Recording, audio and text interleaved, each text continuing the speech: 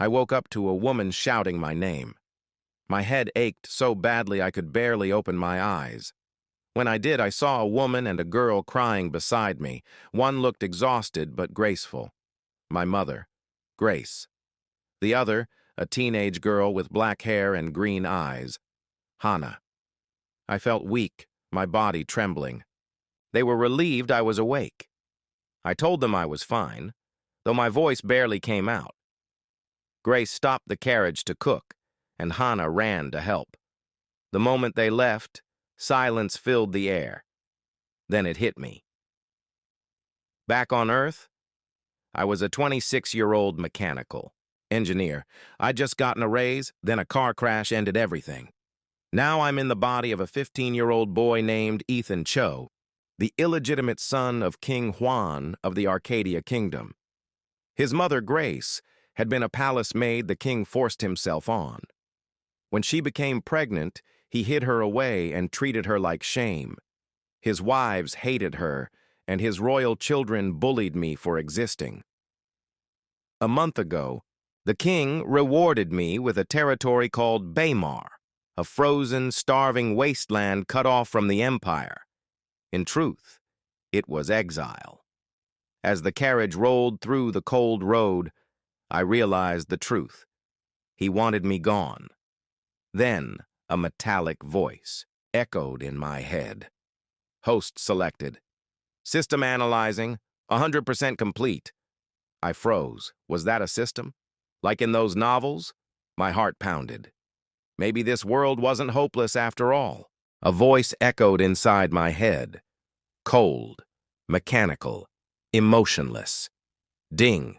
Do you wish to bind with system? Without thinking, I said, bind. Binding of technological system completed. Host must bring advanced technology and development into this world. I froze. A system? In my mind? Still dazed, I asked, why me? When Host was on Earth, Host's IQ was 260. Among all deceased humans, Host was the smartest available candidate. I blinked. Smartest dead person?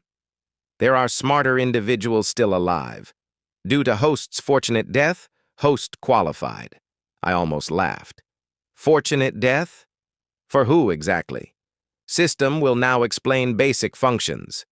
It continued before I could reply. Host will receive missions based on the condition of his territory. Completion provides rewards. System also offers a shop for basic equipment, purchasable with experience, technology, or bonus points. Experience from improving the land. Technology points from inventions, bonus points from original ideas. Simple enough. A translucent screen appeared in front of me. Host. Name. Ethan Cho age. 15 status. Banished Prince of Arcadia. New Lord of Baymar level. Beginner condition. Weak, poisoned by Nolat Wisp. If exposed to wind for too long, Host may collapse. I sighed. Poisoned? Seriously? Maybe the king, maybe one of my half-siblings. Either way, someone wanted me dead. Before I could dwell on it, a small gift box appeared on the screen. System Starter Pack. Reward. Knowledge. Introduction to Farming. Bonus. Cure for poison. Physical strength improved. I tapped the icon. A sharp pulse of energy surged through me. Knowledge flooded my mind. Soil, crops, irrigation, everything. My body grew stronger. The weakness faded. I looked at my hands. The color had returned, flesh warming with life again. Another message appeared. Mission 1. Is your land really barren? Use farming knowledge to fix the food shortage in Baymar. Reward. Knowledge of gunpowder and cannon making. 100 development points. Submission. Map your territory for future use. No time limit. Just progress. Then came the second mission. Mission 2. Advance to level 2. Collect 2,000 experience points and 10,000 technology points. Reward. Unlock level 2. I nodded to myself. Makes sense. Can't have a strong kingdom without food first. Curious, I asked. System, Tell me about this world. The world is called Hertphilia. It has 9 continents. The host currently lives on Pino, which holds 5 empires: Arcadia, Corona, De Ferris, Tariq, and Yoden. Baymar is the 3rd largest city in Arcadia. 3rd largest? I frowned. Then why is it treated like trash? Baymar covers 6,000 square kilometers. Current population, 1,582. Food shortage severe. Winters deadly, most. Citizens survive on fishing. So that was the truth. Barely 1,000 people starving in the cold. It wasn't a kingdom. It was an abandoned graveyard. At least now I knew where to start. The carriage creaked beneath me as it rolled over uneven ground. Its wood was cracked. Its paint long faded. A noble's disgrace. My father hadn't even sent me off with a proper escort. What a stingy man. I sighed and leaned back. Well, at least I have the system. Just then, Hannah climbed into the carriage. She froze when she saw me, blinking in surprise. Brother Ethan, you look normal again, she said softly, smiling. Do you want to eat inside or outside? Outside, I said, standing up. The air was cold, but I felt stronger now. I stepped out of the carriage and followed her toward the firelight, ready to begin my first mission, to bring life back to Baymar. 10 groups sat on the ground, each circle gathered around small piles of food. As I walked past, every man dropped to one knee. Greetings, Your Highness, I told them to sit. No need for formalities. They smiled with relief and went back to eating. I followed Hannah toward my mother and sat beside Grace. She immediately turned me left and right, checking my face, my eyes, my temperature. Hannah grabbed my wrist, feeling for a pulse. Inside, I sighed. I'm supposed to be a king, not a toddler. Grace finally spoke. Ethan, you look better, but we'll find a physician in Baymar. Eat more first. Before I could stop her, she piled food onto my plate. Then Hannah joined in. Within seconds, the plate looked like a mountain. Are you trying to kill me with kindness? Grace even lifted a spoon and blew on it. It's not hot now. Hurry and eat. I glanced around. The soldiers were hiding laughter. One nearly turned purple, holding it in. Great. My first royal meal, and I'm being spoon-fed. Still, warmth spread through me. Back on Earth, I'd grown up alone. Here, I had a mother who fussed and a girl who cared. It felt good. Hannah smiled when our eyes met. My chest tightened for a moment. She had always protected the old Ethan, and I silently promised I'd protect her this time. Even as I shoveled food into my mouth, another thought crossed my mind. Do I look like a baby pig to these women? 3 soldiers could share this plate. I finished every bite anyway. Better to die full than ungrateful. While we ate, I looked over the camp. 10 groups, about 330 knights in total, barely enough to guard a village. My brothers each commanded thousands. Even my sisters had more knights than I did. The men assigned to me were the Empire's rejects, too slow, too poor, or too troublesome. Yet watching them laugh quietly around their fires, I saw honesty in their faces. Maybe that was better than polished cruelty. 5 men stood out among them. Lucius, the knight commander who'd shocked the capital by resigning to follow me. He'd been like a father since my childhood, though I suspected his real reason for leaving was my mother. Maybe I should play matchmaker. Mom deserves happiness, too.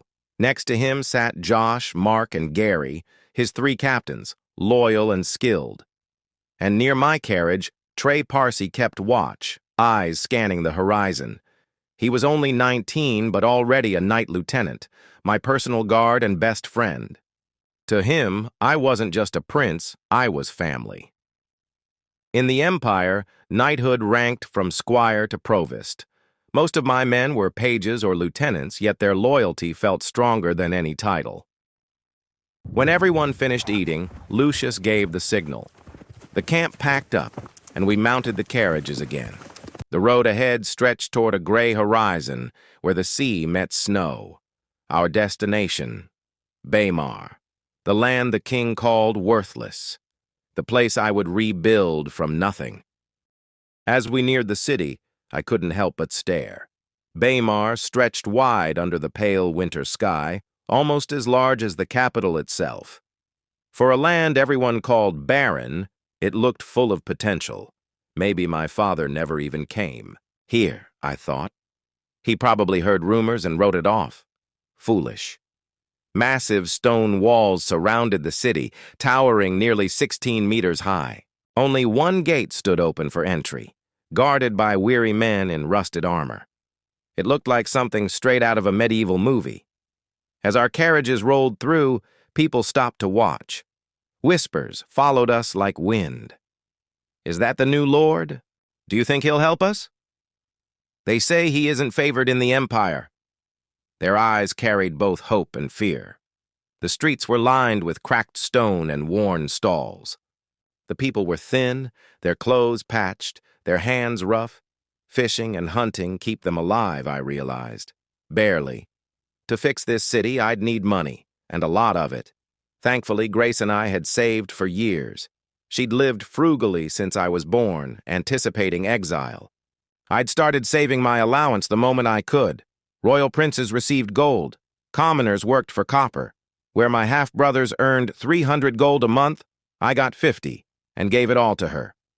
We lived simply, so the coins piled. Up now that savings would have to feed hundreds. I calculated quickly, 6 months of survival maybe. After that, we'd need income, and fast. When we reached the castle, servants rushed out to greet us. They bowed low, their voices trembling. "Good day, Your Highness," I smiled. "Be at ease. I'm Ethan Cho, your new lord. This is my mother Grace and our household. Let's see our new home together." The castle was old but strong, its walls cracked, yet still proud. Inside, the staff gathered nervously. 30 people in total, most barely adults. "How many of you work here?" I asked. A girl stepped forward. 30, my lord. 12 gardeners, 4 stable boys, 3 cooks, and 11 maids." "Good." Nathan, Daniela, step forward. The couple bowed. They'd served my mother for years. Their son Gary was one of my knights. "Nathan will train the boys. Daniela, you'll train the girls. Everyone will be paid at the end of the month, 350 copper coins each. Use it well." The hall went silent. Then murmurs spread. Shock, disbelief, and then joy. Most of them had families barely surviving. I'd offered 100 more than the average wage. They bowed deeply. "Thank you, my lord." When they left, I turned to my knights. "You've followed me through everything. This is our home now. The Empire sent us away to die." Their expressions hardened. Anger simmered behind their eyes. "They think we'll starve out here," I said. "They think we're weak, trash, forgotten." The room filled with tension. But they're wrong. We'll build something greater than they ever imagined. The knights straightened, fire rising in their chests. "Are you with me?" A roar shook the hall. "Yeah," I said. "Are you with me?" "Yes, Your Highness," I grinned. "Good. Then listen carefully. From now on, you'll be paid for strength, not rank. Pages earn 1,000 copper coins. Squires, 2,000. Lieutenants, 3,500. Captains, 6,000. Majors, 9,000. Commanders, 12,000. Master commanders, 15,000. And provosts, 18,000. Gasps echoed around the hall. The salaries were insane, far beyond the Empire's standards. "This is a new era," I said. "A new city, and a new king," every voice shouted back as one. "Long live the king! Long live the king!" Their cheers filled the castle. For the first time, Baymar didn't feel like exile. It felt like the beginning of a kingdom. Morning mist rolled over the courtyard. The knights knelt before me in 3 uneven rows, hundreds of men, shivering but proud. I wasn't looking at warriors yet. I was looking at clay waiting to be shaped. Back on Earth, I'd served 2 years in the Army before becoming an engineer. I knew what training could do, how it built confidence, unity, and strength that no title could fake. This world had knights who swung swords but never learned discipline. That would change. I stood tall and let my gaze sweep over them. "Tomorrow before dawn," I said. "All knights assemble at the inner castle." The air froze. Every breath turned white. Anyone late, no breakfast or lunch. 3 absences, no food for a day, plus punishment. Understood? Their voices thundered back as one. "Yes, my king." The echo rolled across the camp like drums. For a moment, I almost smiled. I told them to divide into 3 groups of 100. Lucius nodded, already understanding. Josh, Mark, and Gary each stepped forward and saluted. Their men roared their titles in unison, "Captain," and pride lit their faces like fire against frost. While they organized, I walked toward my mother and Hannah near the wagons. Grace's hands were dusted with flour, Hannah's cheeks pink from the cold. "Mom, we'll need food for everyone. Knights, workers, us," I said. She counted softly, thinking. 3 wagons wheat, 1 beans, 1 peas, 1 mixed grains, 1 seeds. I nodded. "Perfect. Tomorrow, please have the kitchen prepare breakfast for all units by sunrise." I kept my voice gentle. She wasn't a soldier. She was my mother. Grace smiled, warmth melting the chill. "My little boy has grown up. Of course we will." She reached up and pinched my cheek before I could stop her. Hannah laughed quietly. Beside her, face turning red. "Brother Ethan, you look kind of cool when you give orders," she murmured. Grace giggled. I sighed inside. Great. My grand military moment ruined by cheek pinching. Still, I couldn't be angry. I was surrounded by people who cared. When I turned back, the soldiers had formed 3 solid ranks. Lucius stood beside me, arms crossed. I raised my voice. "Each captain commands his unit. All captains report to Commander Lucius." They saluted in perfect rhythm. As I looked across the rows of worn armor and scarred faces, a strange feeling tightened in my chest. They weren't elite knights or noble sons. They were outcasts, too slow, too poor, too unrefined for the capital. Yet here, they belonged.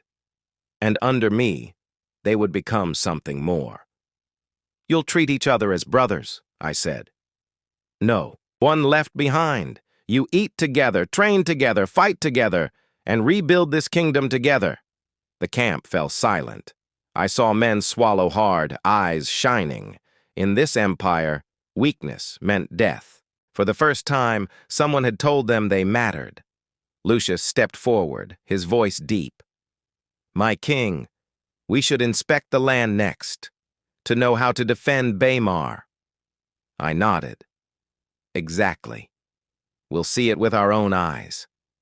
As I moved toward the carriages, Lucius grinned faintly.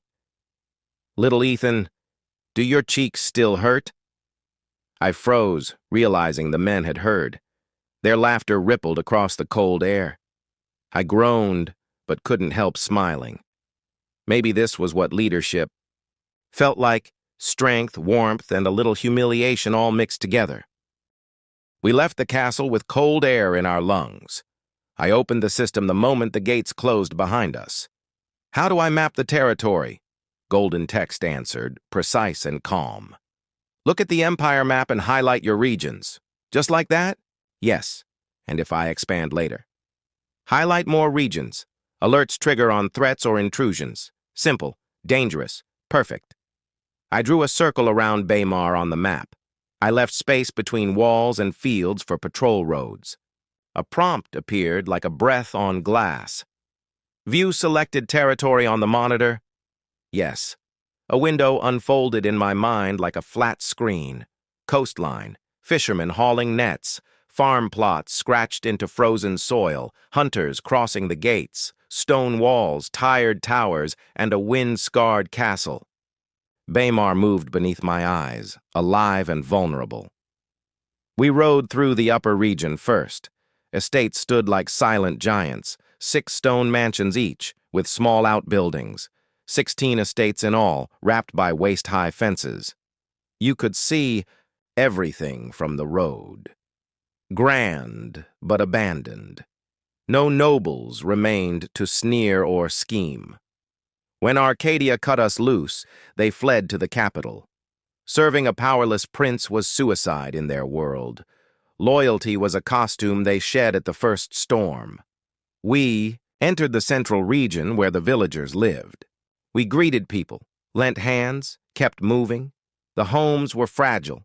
Timber frames, woven twigs, mud walls, straw roofs. One blizzard could flatten a street. The roads were worse, potholes, mud, and standing water. Baymar had the Empire's highest winter deaths. Now I knew why. Past the market lane, we saw daily life unfold. Men with bows searched the outskirts for meat. Women carried water in cold-bitten hands. Children ran, laughing through breath that smoked.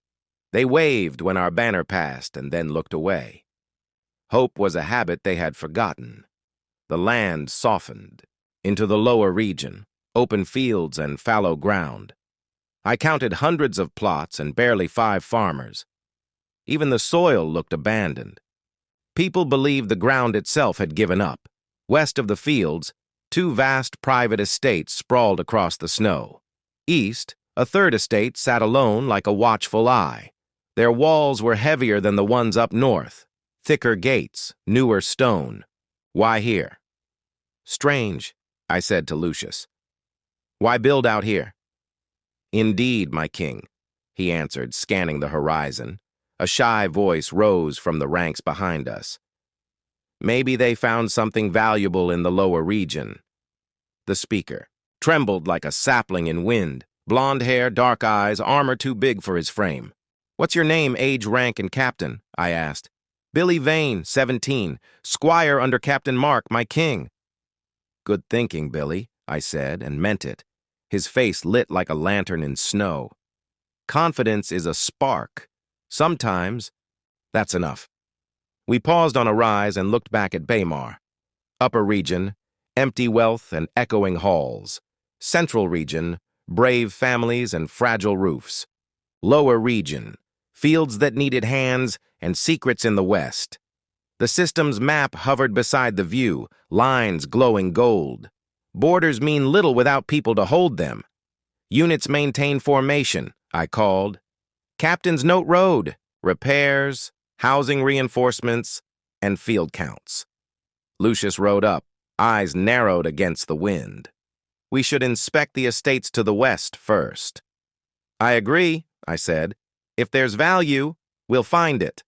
The men shifted, saddles, creaking like old doors. Snow hissed under hooves. I closed the monitor and kept the map open. 3 regions. One future we head west.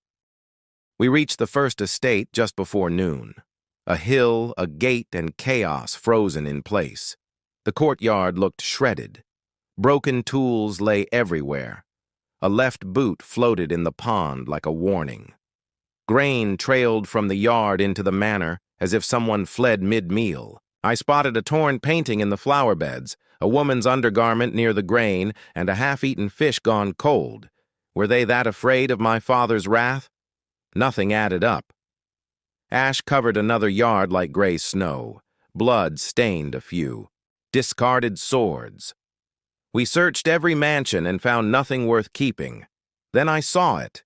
A dark mouth cut into the hill behind the estate. A cave. Hands went to hilts. We entered carefully. The walls glittered with unfamiliar veins. The system whispered names I recognized from Earth. Molybdenum, trona, feldspar. Here, they only valued molybdenite for tougher blades. The rest? Pretty rocks for rich walls. On Earth, trona became glass, paper, detergents, textiles, half a civilization's backbone. Feldspar, fed kilns, and ceramics. I felt the future tug at my sleeve. The cave was vast, easy to get lost and die foolishly. We marked our path and backed out. The second estate rose on a twin hill 700 meters away. This one was cleaner, almost staged. Kitchens held sacks of wheat and seed. Armories were stacked, mail, blades, spare straps, another yard of ash and dried blood. Another cave, iron, the system said. The air tasted like wet coins, an entire iron mine, quietly sleeping under someone's lawn. How did no one report this? We didn't linger. The third estate waited across the fields. Smaller walls, tighter layout, same pattern, seeds, armor, ash, and a cave. Pigments lined the stone like an artist's palette. Red ochre, yellow ochre, umber. Then the system pinged again, saltpeter and limestone. My breath caught. Gunpowder, fertilizer, lime for soil, mortar, and future roads. Cosmetics, paints, fireworks, threads that could weave an economy from frost. I stared up at white crystalline cones clinging to the ceiling. They looked like winter frozen mid-drip. For a heartbeat, I was a kid again, grinning at treasure. Reality returned just as fast. Ore doesn't turn into industry by wishing. Extraction, refining, safety, supply lines. On Earth, we had columns. Pipes, tanks, acids. Here we had shovels and hope. I rubbed my temples and listed what we lacked. Even cosmetics needed a dozen inputs I didn't own yet. Still, slate was everywhere. Chalkboards for training. That, at least, I could build tomorrow. When we emerged, the men were buzzing. "What do you think?" I asked. Gary spoke first. "No reports mention 3 mines. Barons or the city lord must have known." Josh shook his head. "They'd need workers. Did they use villagers?" Lucius's voice cut cleanly. "If they told anyone, they'd be dead. They hid this to keep it from the Emperor." Mark glanced west. "And now they can't confess. Years of silence is treason." The line went quiet. We all knew what my father did to liars. "If King Huan knew he handed a fortune to Ethan Cho," Josh said, "he'd kill them." "Which means he didn't know," a younger knight muttered. Nods passed down the ranks like a wave. I looked back at the 3 hills. Abandoned mansions, ash-stained courtyards, caves full of futures no one here could name. Baymar wasn't poor. It was undiscovered. I opened the system and tagged each mine on the map. Alerts armed, patrol routes sketched. We'd keep them quiet until we could protect them. "Form up," I called. "We secure the hills, then the roads. No rumors, no leaks." Lucius met my eyes and gave a single, satisfied nod. We turned our horses toward the path. 3 estates, watched from the snow like teeth in a smile. For the first time since exile, I felt it, the shape of a kingdom under my hands. Not someday. Soon. We argued the ash before we left the hills. Trey said the quiet part aloud. They silenced their own workers. Lucius agreed. No villagers here, and the mines were distant. Gary reminded us the gates sit in the central region. No reason for honest people to wander this far west. I hated the logic because it fit too well. We turned south toward the sea. Baymar's map sat open in my head, lines glowing gold. The central region felt like a compass point, roads branching in 4 directions. North held the gate, south breathed salt and wind. At the coast, life returned to the world. Villagers hauled nets and baskets heavy with fish. We spoke briefly, offered help, then moved on to the walls. Stone rose clean and formidable against the sky. For once, something here was built to last. We pushed into the trees beyond the gate. A shout cut the quiet, high and desperate. Steel rang against thick hide. We found a child facing a charging boar, red hair, bright, stubborn eyes. A Sword too big for his hands. He squeezed his eyes shut, waiting for pain. He never felt it. Lucius moved like thunder. Trey finished the strike. The boar collapsed at the boy's feet. He thanked us between breaths. I asked his name. Mo Lee, he said, voice shaking. Who are you? I told him I was the new lord of Baymar. Fear flashed, then confusion, then relief. I asked why he was alone. He told me about winter, sickness, and an empty house. Only his sister remained, and she needed meat to live. Something in me unlatched. I know what empty feels like. I told him the truth of my decision. From today, you are my little brother. Your sister is my family too. You both will live in the castle. His eyes filled before he could speak. Sometimes salvation is a sentence, not a sermon. We carried the boar and followed him home. The house was barely a room with a door. Coughs answered before we knocked. Inside, his sister lay on straw, frail, red-haired, and trying to sit. She looked like a spark that refused to die. Mo called her by name. Sister, the Lord is here. I stepped in with Lucius and Josh. She bowed her head, then swayed. I asked her to sit. I promised warmth, medicine, and food. Please call me Ethan, I added. Family doesn't need titles. Her shoulders eased. Josh stared, then forgot to breathe. She noticed and blushed. He looked away, equally doomed. Captain Josh, I said, smiling. Help Era pack. Lucius and I gathered what little the house still protected. Mo hugged his sister, laughing through tears. Outside, the air tasted cleaner. We lifted their bundle and the boar together. The men teased Mo until he smiled for real. I marked the forest trail on the map and closed the window.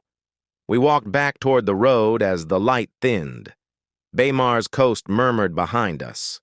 The say, walls watched like patient giants. I looked at my people. Old scars, new hopes, and 2 more hearts to protect. The Empire played with lives like coins. I would not. We turned toward the castle. Tonight they eat. Tomorrow we begin again. We reached the castle before dark and shared the news. My mother and Hana welcomed Mo and Ara like family. We placed their rooms near ours for comfort and safety. Mo grinned, Ara tried not to sway on her feet. I assigned Mo to Josh as a page. 8 is early, but courage needs direction. I set my gear aside and lay on the mattress. Tomorrow, training at dawn. Then the farms. Then the soil. Sleep took me like falling through snow. Morning hit cold and sharp. I stood in the inner courtyard by first light. 300 men faced me in neat ranks. No one late. Even Mo arrived early, eyes bright and nervous. I let discipline do the talking. Lines of 10, I ordered. I counted aloud. 1, 2, 3, 7, 52. They settled fast, breath fogging the air. Too slow, I said, voice flat. Next time, 5 counts. Miss it, 10 laps. They tensed. They understood. During drills, I'm not your king. I'm your commander. When I ask, you answer, sir, yes sir. Say it. Sir, yes sir. The courtyard roared. Stone carried the words like drums. 4 disciplines, I continued, steady and cold. 1, I am the law here. 2, obey my orders. 3, obey without condition. 4, in my absence, obey Commander Lucius. Understood? Sir, yes sir. We warmed up for 10 minutes straight. Arms burned, lungs clawed. I watched their rhythm settle, then cut the rest. Form behind your captains. They moved like they had something to prove. Josh took the left. Mark the center. Gary the right. Mo planted himself behind Josh, jaw set. Lucius studied everything with a veteran's calm. I could feel his approval like a nod. You are weaker than you think, I said. Not in will, in stamina. We fixed that first. They braced. I kept my face unreadable. Squat wide. Hands locked behind your back. Confused looks flashed, then vanished. They dropped as one. Holding the squat, jump forward to move. 10 laps around the courtyard. Mo does 4. For a heartbeat, they looked relieved. Then the fire hit their thighs. Breath turned ragged, steps broke rhythm. Pride met gravity and learned honesty fast. From the rear line, I matched their pace. I wanted them to hear me breathing too. Real soldiers don't fold, I called. Stand it up. This is an order. Someone muttered, demon trainer, and kept going. Good. Let the name stick. Gary's legs shook, but he refused to slow. Lucius joined the set, jaw clenched and calm. Mo finished his fourth lap and hugged a post, beaming. The men cheered him between gasps. We reset the ranks while hearts still hammered. Captains, I said. You carry your men. If someone fails, you failed first. They answered together. Sir, yes sir. I looked across faces red from effort. This wasn't punishment. It was a promise. No one left behind. We closed with stretches and breath control. I called water and a 2-minute stand down. Frost steamed off cloaks in thin ghosts. They stared at me like I was born in armor. Truth, I was just a man who had learned to endure. The system had healed my body, yes. But discipline built the rest. I outlined tomorrow's cycle: warm-ups, jumps, runs, core. Sword drills would resume after strength returned. Roadwork at dusk. No injuries from pride. I dismissed the units to captains for cooldown. Mo jogged to Josh, saluting with both hands. Josh ruffled his hair and hid a smile. Lucius stepped beside me, eyes bright. Effective, he said simply. Necessary, I answered. As the men filed out, I felt the shift. They had met the edge and chosen to stay. Not for a title. For each other. I turned toward the gate. Next, the farms and the soil. Strength feeds discipline. Discipline feeds harvest. Harvest feeds a kingdom. That's the order. By sunrise, the courtyard already shook with footsteps. We'd just finished the first set, and half the men were dead on the ground. Sweat streaked the frost. Breathing turned into growls. Even the strongest dropped like fallen leaves. They stared at me like I wasn't human. Maybe I wasn't anymore. I'd done every squat, every jump, every crawl beside them, yet I stood, steady and silent, while they collapsed in heaps. When their breathing steadied, I called out, "Line up." That single phrase could probably haunt them in their dreams. They scrambled so fast, it was almost comical. Even half-asleep soldiers suddenly became ninjas. Lucius smirked behind me. He knew I'd broken them just enough to rebuild them. We ran another 45 minutes of drills, sit-ups, duck walks, kicks, rotations. Movements they'd never seen before, all from Earth's military training. They gasped, grunted, and learned pain. Then came mercy. Rest. The air filled with groans and collapsing bodies. Before anyone could recover, a maid approached me quietly. Her words, soft and formal, "Breakfast is ready, my lord." "Form lines," I said again. Their faces twisted, but hunger won over pain. We marched to the dining hall, 12 long tables, 12 cauldrons steaming like a royal feast. My mother, Hannah, and Ara stood at the front with the maids, smiling. The hall looked like something straight out of Harry Potter, except everyone here looked like they'd fought a war. "You have 1 hour," I said flatly. That was all it took. Within minutes, the hall turned into a feeding frenzy. Plates clattered, laughter returned, and steam rose like victory banners. For a moment, the kingdom felt alive. I joined my mother, Hannah, and Ara at the royal table. Momo sat beside me, eyes half closed but glowing with pride. The women took turns doting on him, pinching, hugging, and teasing. "Too hard, little one?" my mother asked. "You don't have to push yourself," Ara said gently. "When I'm strong, I'll feed you instead," she added with a smile. Hannah joined in, laughing, "Tell big sister when you need to rest." Momo puffed his chest out. "Auntie, big sister, I'm fine. Brother Ethan trained me well. I want to get strong." They melted instantly. "Ah, my cute little Momo." My mother cooed. Ara pinched his jaw, Hannah pinched his cheek. Even I almost laughed. He looked at me, betrayed. I could practically hear his thoughts. Cute? Adorable? I'm a warrior. When breakfast ended, I stood again. The sound of my boots was enough to silence the hall. "Line up and move out." Groans followed, but they obeyed. If there was a devil in Baymar, they'd decided it was me. Back in the courtyard, I laid down the next step. "In 2 weeks, your teams will compete," I said. "The strongest from each will become second in command." That got their attention. Even exhaustion couldn't hide their pride. "You'll train swordsmanship 3 times a day, after breakfast, after lunch, and before dinner."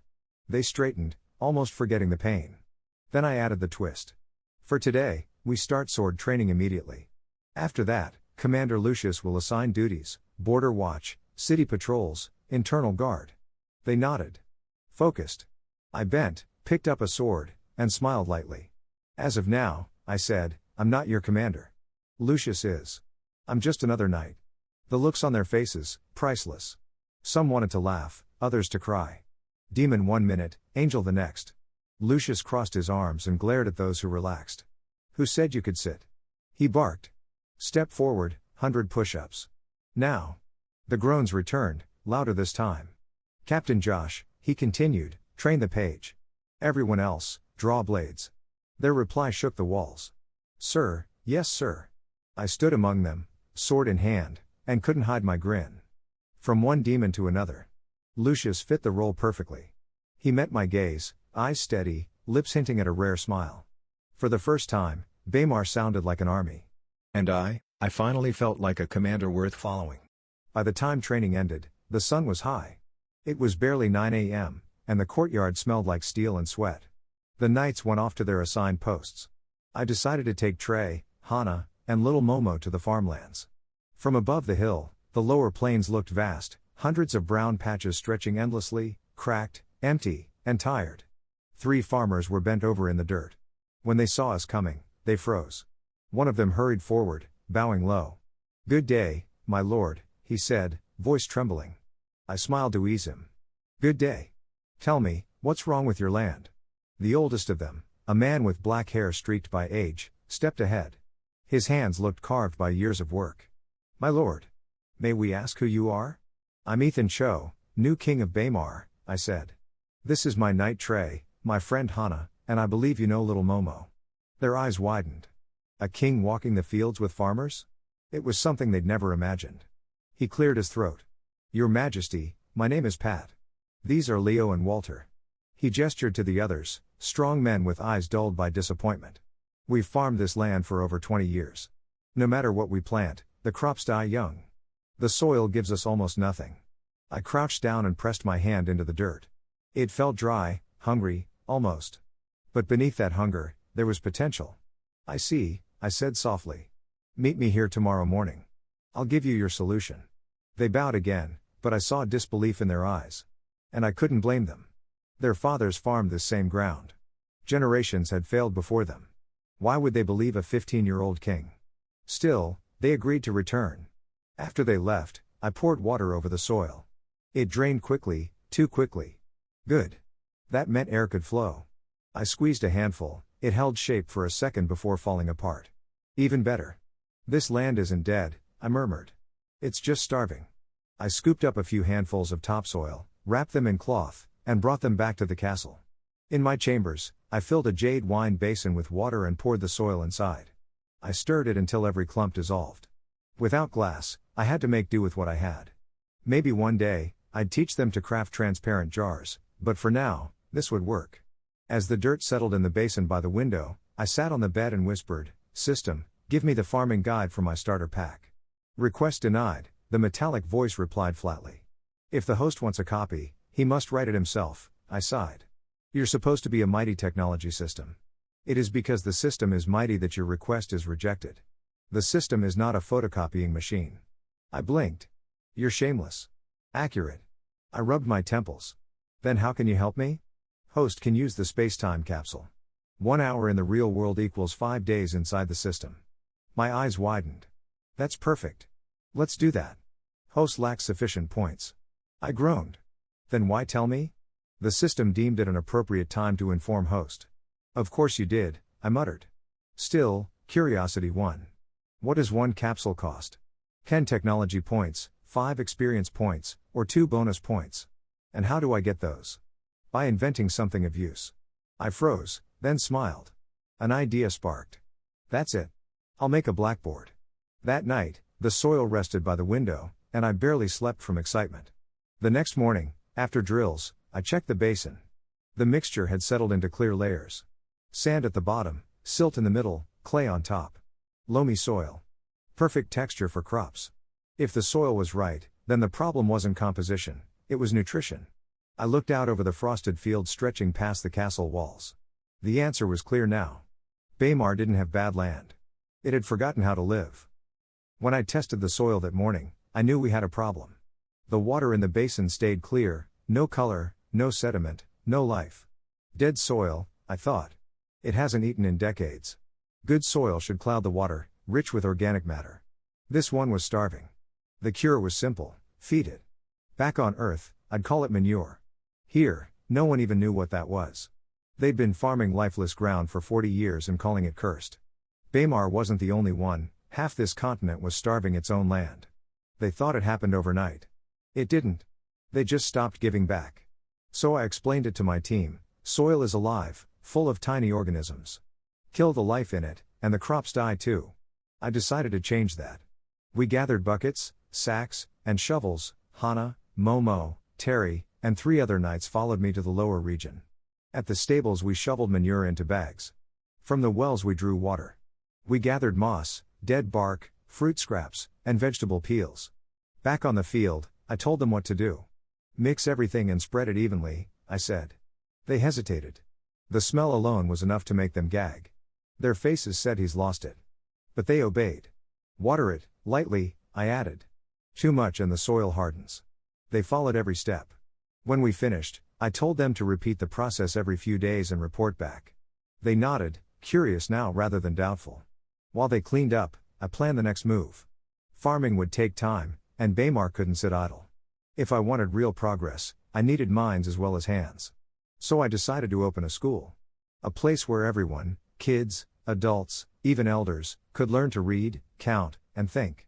If the Empire wouldn't give us knowledge, we'd build our own. Grace and Hana would help teach. Grace would handle simple math, addition and subtraction. Hana would teach the imperial language, Piran. I'd take the advanced math myself. We'd start from zero. Numbers first, then equations. Evening lessons for the teachers, Grace and Hana learning side by side until they could run classes without me. I'd heard reports of a few literate villagers, an alchemist, a welder, a scribe. I'd find them. No one could rebuild a city alone. The plan was simple: morning classes for children under 18. Afternoon for adults. Everyone had to attend at least one session a day. We'd divide by age: below 7, below 13, and above 13. 3 classes at once. Then swap. It wasn't perfect, but it was a start. If Baymar was ever going to stand again, its people needed knowledge. As I walked to the central district to find a carpenter for the blackboard, I felt a quiet thrill. The land was waking up beneath our feet. And soon, the people would too. I wasn't there to see it, but word travels faster than mercy. High above Whitewood City, the Crown Prince stared over his walls like they were already his. Eli Huan wore confidence like armor, but worry flickered behind his eyes. Jamin Park, his shadow with a sword, knelt and delivered one line that mattered: the poison was placed. Nalat Wisp. Slow. Quiet. 5 months to finish a life. No cure. No witnesses. No proof. Eli didn't even open the letter first. He asked if it was done. Jamin said yes. Eli smiled and called me trash. Then he planned Baymar as his hidden barracks, a place to raise soldiers off the books. No royal spies there. The king had abandoned us so completely that we were perfect for secrets. He aimed higher than me anyway. A year and a half to take the throne. If the king noticed, Eli would die. So Eli chose my land to grow an army he could deny. He laughed at the thought. Greed makes brave men stupid. Jamin hesitated once and asked why. Eli told him, because a dead brother can't interfere, and a forgotten city makes a perfect mask. A messenger's letter finally opened. Jin Na Huan wanted to visit. Eli guessed she was probing, not informed. He would reply, play nice, keep breathing. Far away in Draper City, 2 other princes whispered in a bright room that smelled like fear. Connor Huan questioned an assassin who got away, the rest had killed themselves. He dismissed the man and turned to his younger brother. They worried that if the king learned of their move, they'd be finished. So they chose courtesy over knives: send a letter to Eli, request a visit, act innocent. James would hide in Connor's territory for now. If Eli knew, he'd try to erase them together. No one trusted anyone. Brothers traded smiles like daggers. That's how empires rot, quietly, from the crown downward. While I mixed compost into dead soil, the palace heirs planned to bury each other. They thought Baymar was empty. They thought I'd be gone in 5 months. I kept working. I remembered their faces from another life. And I made a note: feed the land, then deal with the lions. The workshop was small, stone, and alive with noise. I stepped inside and watched a short man bend over his work, whiskers curled, apprentices focused behind him. He noticed me late, flustered, kind. Tim Myers owned the place. I told him I needed school supplies, not slates, but chalkboards. He frowned at the word, so I explained, one big board for the teacher, cleanable, reusable. Slates were fine for practice, but slate pencils screeched and ruined the surface. Chalk was quieter, kinder, and didn't destroy the board. I showed him the plan, materials, and finish. He relaxed as the design took shape. I ordered 60 chalkboards and 2,000 slates. We set prices, 7 copper per slate, 4 silver per chalkboard. Delivery in a month. Reasonable. Chalk and paint needed mineral ores, so I moved fast. Next day, I gathered 300 men and put Locke Wiggins in charge. Wages, 400 copper a month, Locke at 600. Lunch provided, 5 copper deducted, no one complained. We split the force. From the 300, 20 would make chalkboard paint, 80 would make chalk, the rest mined and hauled. I appointed 3 supervisors, Hale Verno for ore extraction, Charles Mopey for paint, Javon Stern for chalk. Each at 500 copper a month. We cleaned an old estate in the lower region and turned it into a plant, separate buildings by or type, daily deposits logged, guards posted, cooks hired. A week later, the stores were full. We mixed the first batch of paint and pressed our first sticks of chalk.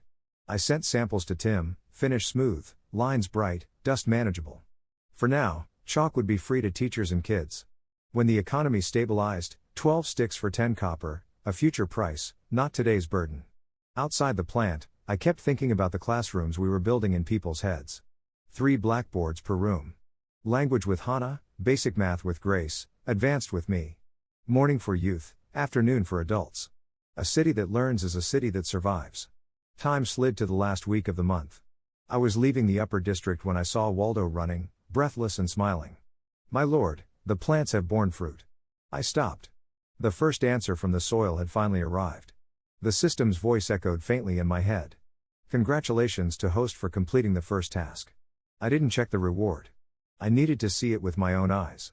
Waldo came running, face streaked from tears and dust. He fell to his knees, voice shaking. Your Highness. Your idea worked. The soil, it's alive again. We can feed everyone. I helped him up. Stand, Waldo. You're my people, my family. Feeding you isn't charity. It's duty. His eyes softened, and he smiled through the tears. When we reached the farmlands, the sight stopped me cold. Fields that once cracked and died were now bursting with color. Wheat swayed under the wind, peas climbed thick stalks, tomatoes glowed red. The land breathed again. Farmers saw me approaching and ran over, faces bright, hands dirty but proud. They no longer bowed out of fear, they greeted me like kin.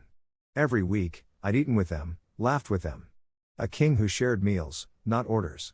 Leor stepped forward, eyes wide with disbelief. My king, your methods. It's like seeing farming for the first time, I laughed. Then let's keep learning together. But we'll need more hands. I told them my plan, 250 new workers, open to men and women alike. Children under 15 and elders over 38 would work lighter tasks, safety first. Leor would oversee everything. Pat would manage soil and planting. Waldo would track yield and storage. Leor got 600 copper coins a month, Pat 500, and Waldo 500. All other workers, 400 each, meals deducted at 5 coins a plate. When I finished, the field fell silent. They were stunned. Farmers across the empire earned barely 250. I was paying nearly double. Then the cheering started. It rolled through the crowd like thunder, laughter, tears, promises. They'd heard the miners boast about good food and fair wages, but seeing it was different. They called me kind. Some whispered divine. I didn't need worship. I needed progress. We walked together to the second estate, now the future of Baymar's food industry. I showed them each hall and storage room, assigning spaces by crop type. Grain here. Vegetables there. Fruits in the cooler wings. Everything logged and guarded. I told them about the coming stages, fishing divisions, preserved goods, canned food factories. They didn't understand the full picture, but they trusted me anyway. Soon, I said, Baymar will feed itself, and the world beyond it. Leor promised to gather 250 more workers within 3 days.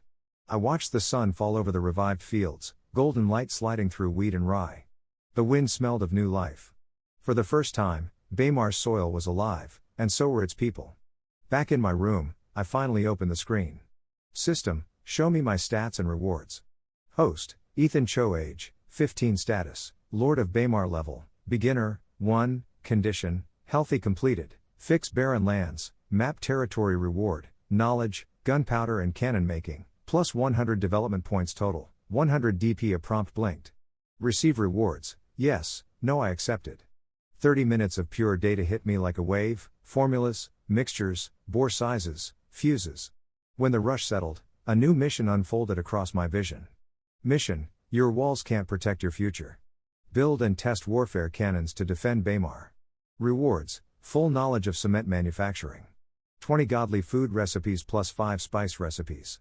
Plus 250 DP and plus 1000 technology points. Deadline, none. Cannons and cooking? I frowned. I thought technology meant wheels, engines, factories. The system answered with silence, but the logic clicked anyway. If people fall in love with better food, they'll crave better tools. Pans, ovens, toasters, grills, time savers become necessities. Appetite turns into adoption. Adoption becomes industry. It wasn't brainwashing. It was market timing. Show them what life could taste like. Then they'll demand the tools. I pictured Baymar's kitchens today, boiling pots, slow roasts, a few timid fries. Salt was costly. Spices were guesswork, leaves, honey, whatever felt right. Pots were cauldrons with no handles, heavy and awkward. Ovens baked bread and bricks, too expensive for common homes. One thing they did well, pastries. Sweet crusts. Pies. Puddings.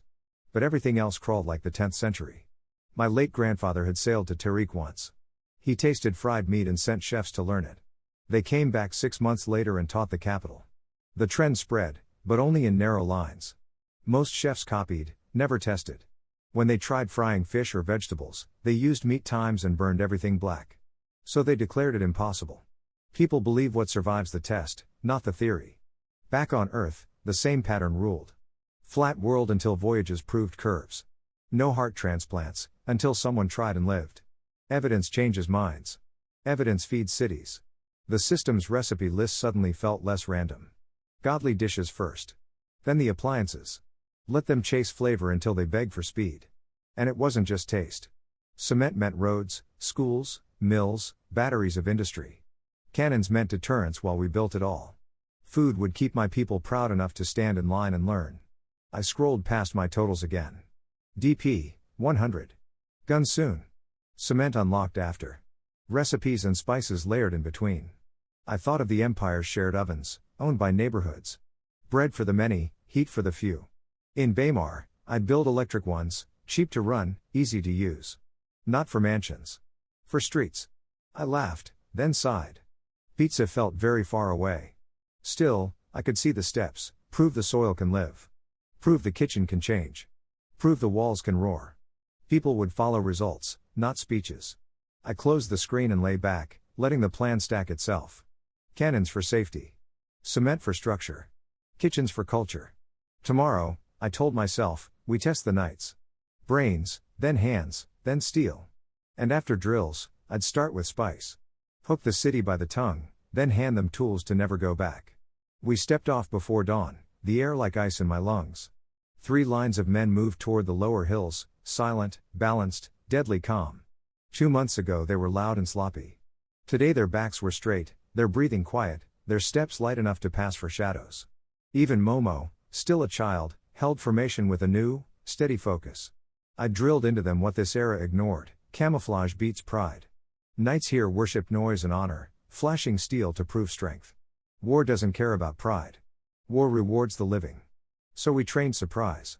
We trained to vanish. We trained to bring everyone home. I taught traps and pressure points, the fastest ways to stop a fight without drawing blood. If swords were forbidden, then brains and hands would win. They learned to strike the neck, unbalance the hips, and end a struggle before it started. 2 weeks earlier I'd chosen 3 mini hills far from fields and estates. Brush for cover. Sand pits to punish carelessness. Thin streams threading toward the sea. Each team got 1 hill and was told to build sheds, blinds, trip lines, decoys. They guessed the rest and prepared for war. We reached the mustering ground at 4 a.m. I faced 3 ranks, rows of 3, every man alert. They looked like soldiers I remembered from another world. 2 phases, I said, Voice low so it carried. Strategy and infiltration today. Swordsmanship tomorrow. Lucius and Nathan brought forward 3 crates and set them down. I opened the lids and let the colors speak for themselves. Inside are headbands, ropes, and flags, I told them. Josh's unit is red, Mark's unit yellow, Gary's unit purple. 50 ropes per team for taking prisoners. 5 flags to defend. Headbands could go anywhere, wrist, ankle, belt, calf. No one put them on their heads. Good. They were thinking. I laid out the objective in a single breath: bring me 1 enemy flag or 50 enemy headbands. I won't advise you on where to hide yours or how to hunt. Figure it out. They answered as one, the sound clean and solid. Sir, yes sir. Lucius and I will move between your camps, I added. If you can't see us, assume we can see you. Then the rules: simple, sharp, unavoidable. No blades. No clubs. No improvised weapons. Use only the holds and strikes you were taught. You may disarm and pin. You may not knock anyone unconscious. Hands settled on belts and thighs, checking headband ties again. Every strip of cloth suddenly felt as heavy as a metal. If your headband is taken, you're dead, I said. If it falls off, you're dead. The dead do not rejoin the battle. The dead do not whisper, signal, or help. Break this rule and you earn 1 month of punishment and a hold on promotion. A shiver ran the lines. Not fear, clarity. Time limit, 2 hours. At the horn, every man returns here. If any soldier is late, all teams take 1 week of extra drills. They understood the point. Brothers Keeper wasn't a slogan, it was survival. I looked across the 3 colors and saw what I needed: discipline, hunger, restraint. They were ready to be more than the Empire's cast-offs. Good luck, men, I said, raising my hand. I dropped it, and the exam began. We broke before sunrise, and the hills felt awake. My men moved like a single thought, quiet, controlled, ready to test everything we drilled. At Josh's camp, order clicked into place. I watched through the system overlay as he split the unit into 5 groups. 12 for perimeter scouts, 36 for infiltration, 20 for trap control, 16 for flag defense, 15 for base and VIP protection. He kept 1 flag on himself. Smart. He made Momo the headband vault. Smarter. His rules mirrored mine: watch first, strike only when needed. Hidden blinds were tucked under mud and grass. Scouts rotated in 3s, 1 runner, 1 shadow, 1 anchor at the post. Group 2 fanned toward both rivals, 18 toward Gary, 18 toward Mark. 6 cells each, every approach covered. Compromise meant immediate withdrawal, no heroics. Group 3 sat on traps, 3 men to a snare. Catch, strip, rope, and either escort or release dead men at the perimeter. Reset fast. Wait for the next shadow. Group 4 guarded 4 flags in squads of 4. Spread wide, blend with scrub, give no tells. The 5th flag rode with Josh. Group 5 guarded the heart, base, Momo, and the captain. If the vault fell, the color fell. Josh planned for that. Out on Gary's slope, the brush swallowed faces. Mud-coated skin, leaves masked hair, branches broke the line of shoulders. From the system view, they nearly vanished. It worked. Buried jacks waited behind a trunk, still as the bark. 4 enemies drifted inside the line, unaware. Barry moved first, signal, surge, clean execution. He struck the nerve pocket behind the jaw, parotid node, quick and sharp. The man's body folded, not broken, just ended for now. Headband off. Rope fast. Prisoner walked to the perimeter and cut loose. By the time his cell returned, I'd already marked Barry. Decisive on the call. Precise on the grab. Born for the quiet work that wins loud battles. Back near Red's Hill, Trey and his recon slid along the edge. They studied trunks for nests and branches for weight. No tree huts here, Josh had stayed ground-born. Carrie paused, eyes narrowed at a lump of dead grass. It lay wrong against the wind's direction. Too neat. Too still. What about that heap? He whispered to his team. They shrugged. Looks normal. It's a hole, he said. Men are inside, heads under the mat. They'll wait until we pass, then run the word to Josh. He didn't need my confirmation. He had the pattern. Shallow pits, camo mats, relay runners. My kind of student. I have a plan, Terry said, already measuring angles. I tracked 3 camps at once, flags hidden, ropes ready, traps breathing under leaves. This was the exam I wanted: brains over bravado, patience over noise. Honor lives in the men who come home. Today, they would prove they knew it. The horn sounded across the hills like the voice of God. 2 hours had passed in what felt like 20 minutes, and the battlefield turned silent. Men emerged from blinds, ditches, and brush lines, some limping, some grinning, most covered in mud and scratches they'd wear like medals. I stood at the muster point with Lucius, watching 3 colored waves converge. Red returned first, disciplined and intact. Josh led them in formation, Momo beside him clutching a pouch bulging with headbands. Yellow came next, Mark at the front with a grim smile and 2 flags tucked under his arm. Purple lagged by 30 seconds, Gary's face tight with frustration but his men still whole. I let them catch their breath before speaking. Captains, report. Josh stepped forward. Red team secured 2 enemy flags and 47 headbands. We lost 16 men. No injuries requiring medical attention. Mark saluted. Yellow team took 2 flags and 31 headbands. Lost 22 men. 3 minor sprains. Gary's voice came harder. Purple team captured 1 flag and 53 headbands. Lost 34 men. No serious injuries. I nodded slowly, letting the numbers settle. Josh's unit wins on strategy and execution, I said. Mark's unit wins on adaptability. Gary's unit wins on individual skill. Purple straightened slightly at that. But this wasn't about winning, I continued. It was about learning what happens when you stop thinking like knights and start thinking like soldiers. I walked the line, meeting eyes. Knights charge. Soldiers survive. Knights seek glory. Soldiers bring everyone home. The field went quiet. Tomorrow we test swordsmanship, I said. Same rules, no killing, no maiming. Victory through precision, not brutality. They answered as one. Sir, yes sir. Dismissed. Eat, rest, and tend your bruises. You've earned it. The camps erupted in exhausted celebration, men clapping shoulders, recounting close calls, laughing at mud-caked faces. I watched them and felt something settle in my chest. These weren't the Empire's rejects anymore. They were mine. That evening, I sat in my chambers with the window open to let in the cold. The city below hummed with life, smithies glowing orange, market stalls packing up, children racing home before dark. Baymar was changing. Slowly. Carefully. But undeniably. I opened the system interface, and the familiar golden screen materialized in front of me. Host, Ethan Cho. Age, 15. Status, Lord of Baymar. Level, Beginner, 1 condition, Healthy. Current points. Development points, DP, 100. Technology points, TP, 0. Experience points, XP, 0. Bonus points, BP, 0. I frowned at the zeros. System, how do I earn technology points? The metallic voice replied without emotion. Technology points are awarded for inventing or implementing technology absent in this world. Define inventing.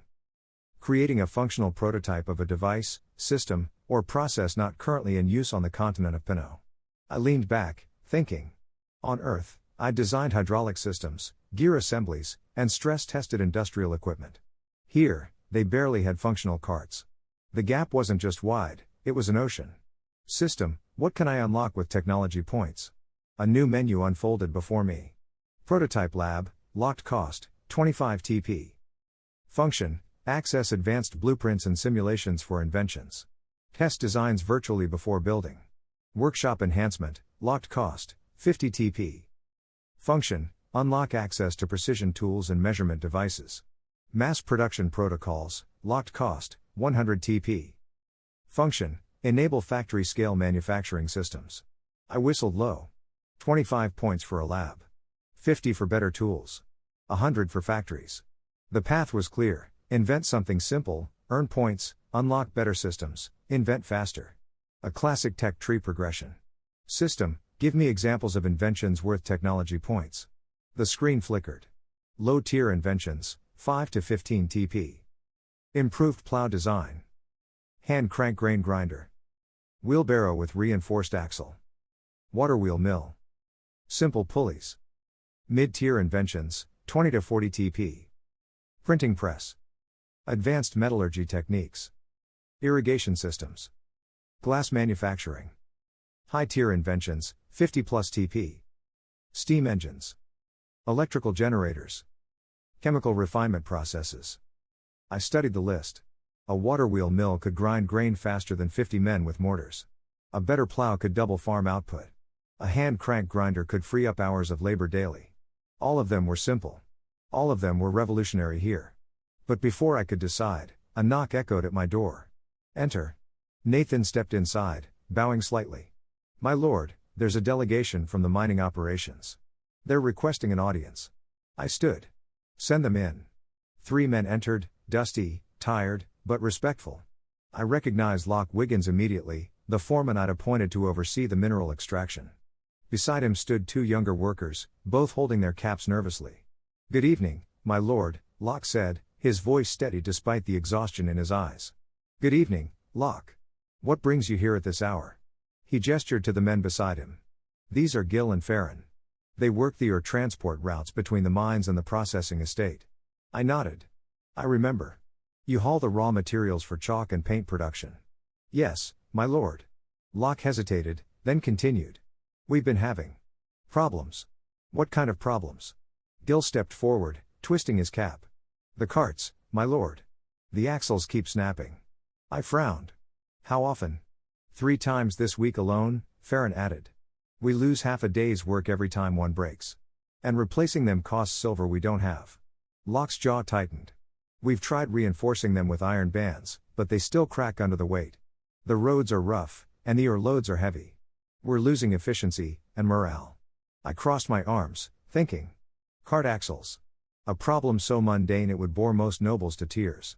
But here, in a city rebuilding from nothing, a broken axle wasn't just an inconvenience, it was a bottleneck strangling progress. Show me, I said. We walked through the lower district under torchlight, past sleeping homes and quiet workshops. The transport yard sat near the eastern estate, a wide dirt lot filled with wagons, carts, and piles of broken wood. Locke led me to a cart tipped on its side, its rear axle split clean down the middle. I crouched beside it, running my fingers along the fracture. The wood was dense but brittle, oak, probably. The brake followed the grain, a classic shear failure. How much weight were you carrying? I asked. About 400 kilograms, Gil said. Mostly iron ore. I stood, brushing dirt from my hands. And how far do you travel per trip? 6 kilometers round trip. Twice a day. 12 kilometers daily, loaded with iron, over roads that were little more than frozen dirt paths. No wonder the axles were failing. System, I thought silently. Pull up data on axle stress tolerances and load distribution. The golden text appeared in my vision, invisible to everyone else. Axle failure analysis. Current design, single solid wood beam, 8 cm diameter. Load capacity, 300 kg sustained, 400 kg maximum before fracture risk.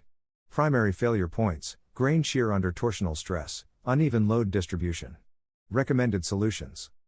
Increase axle diameter to 12 cm, reduces shear stress. Use composite construction, wood core plus metal reinforcement. Introduce bearing surfaces to reduce friction. Redesign will hub to distribute load more evenly. I nodded slowly. The solution wasn't just a stronger axle, it was a better system. Locke, how many carts do you operate? 15, my lord. But only 9 are functional right now.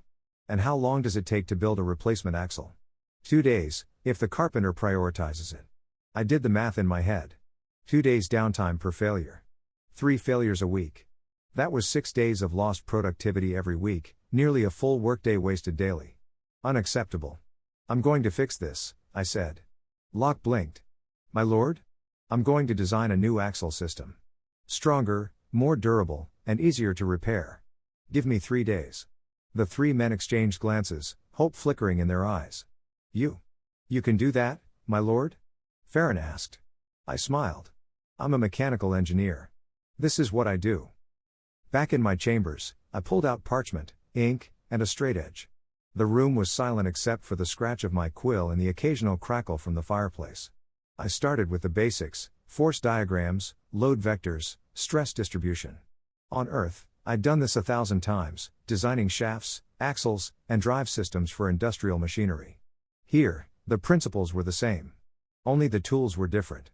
Problem: wooden axles fail under sustained torsional and compressive stress. Solution: hybrid construction using wood and metal in a layered design. I sketched the first concept, a wooden core wrapped in an iron sleeve, with bronze bushings at the wheel hubs to reduce friction. No. Too expensive. Bronze was costly, and we didn't have enough smiths to mass produce them. I crumpled the parchment and started again. Second concept, laminated wood construction. Instead of a single solid beam, I'd use multiple thin layers of wood glued and pressed together, with the grain oriented in alternating directions. This would distribute stress more evenly and prevent catastrophic shear failures. Add iron bands at the stress points, near the hubs and at the center, and you'd have an axle that could handle twice the load at half the cost. Better. But still not perfect. I needed something easier to repair in the field. Third concept, modular axle with replaceable segments. I sketched a design where the axle was split into 3 sections, left, center, right, connected by interlocking iron sleeves. If one section cracked, you could replace just that piece instead of the entire axle. Faster repairs. Lower costs. Higher uptime. I sat back, studying the drawing. This could work. System, analyze this design. The golden text appeared. Design analysis, modular laminated axle. Estimated load capacity, 600 kg sustained, 800 kg maximum. Failure rate reduction, 75% compared to current design. Material cost, plus 30% per unit, offset by reduced replacement frequency. Repair time, reduced from 2 days to 4 hours. Technology points awarded upon prototype completion, 12 TP. I grinned. 12 points. Not bad for a cart axle. System, what if I add a secondary improvement, like a better wheel hub or a lubrication system? Additional improvements detected. Redesigned wheel hub with roller bearings, plus 8 TP. Grease reservoir system for friction reduction, plus 5 TP. Total potential TP, 25. 25 points. Exactly what I needed to unlock the prototype lab. I leaned forward, excitement building. This wasn't just about fixing carts. This was about proving that Baymar could innovate, that we didn't need the Empire's scraps to survive. We could build our own future. The next morning, I gathered Locke, Tim Myers the carpenter, and Hale Verno the blacksmith in the castle workshop. I spread the blueprints across the table. Gentlemen, I said, I'm about to change the way we build carts. Tim squinted at the drawings, tracing the lines with a calloused finger. Laminated wood. Interlocking sections. My lord, I've never seen anything like this. That's because no one's built it yet, I said. But it'll work. I guarantee it. Hale frowned at the iron sleeve design. The metalwork is precise. We'll need measurements down to the millimeter. Can you do it? He nodded slowly. It'll take time, but I can do it. Locke studied the wheel hub redesign, a simple roller bearing system using small iron cylinders set in a grease-filled housing. This reduces friction? By half, I said. Which means your horses pull easier, your carts move faster, and your axles last longer. His eyes widened. My lord, if this works. It will work, I said. And when it does, we'll retrofit every cart in Baymar. Then we'll sell the design to other cities. Tim laughed, shaking his head. You're mad, my lord. But I like it. I grinned. Good. Because we start building today. For the next 3 days, the workshop became my second home. I worked alongside Tim and Hale, cutting wood, hammering iron, and testing joint integrity. The knights passing by would stop and stare, unsure how to process the sight of their king covered in sawdust and grease. Hana brought me meals when I forgot to eat. My mother scolded me for working too hard. Momo watched from the corner, eyes wide with fascination. On the 3rd day, we assembled the prototype. The axle gleamed in the afternoon light, layered wood wrapped in iron bands, modular segments locked together, bronze-rimmed hubs holding the new roller bearings. It was beautiful. System, evaluate the prototype. Prototype evaluation, modular laminated axle, complete load capacity, 620 kg sustained, 820 kg maximum. Durability, 4x improvement over baseline. Repair time, 3.5 hours average. Technology points awarded, 25 TP. Achievement unlocked, first invention. Bonus reward, plus 10 experience points. New feature unlocked, prototype lab. I exhaled slowly, feeling the weight of the moment. 25 points. From a cart axle. Locke, I said, load it up. Maximum weight. Let's see what it can do. We hitched the prototype cart to 2 horses and loaded it with iron ore, 400 kilograms to start. The cart rolled smoothly over the rough ground, the new bearings reducing friction so much that the horses barely strained. Add more, I said. We piled on another 100 kilograms. Still smooth. Another 100. The cart groaned but held. At 650 kilograms, I called it. Take it on a full route, I told Locke. 6 kilometers. Report back. 2 hours later, he returned, grinning like a man who'd seen the future. My lord, he said, breathless. It didn't even creak. The workers erupted in cheers. Tim clapped me on the back. You've done it, lad. By the gods, you've actually done it. I smiled, but my mind was already moving forward. 25 points earned. Prototype lab unlocked. And this was just the beginning.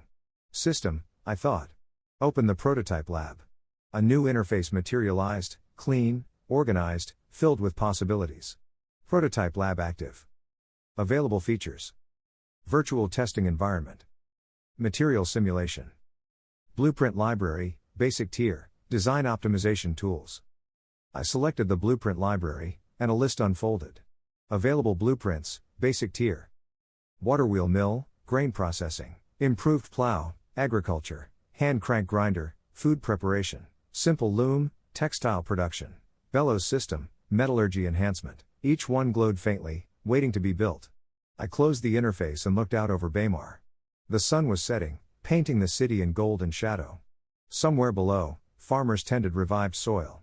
Miners hauled ore from hidden caves. Knights drilled in courtyards, preparing for battles they didn't know were coming. And in 3 days, we'd built something no one in this empire had seen before.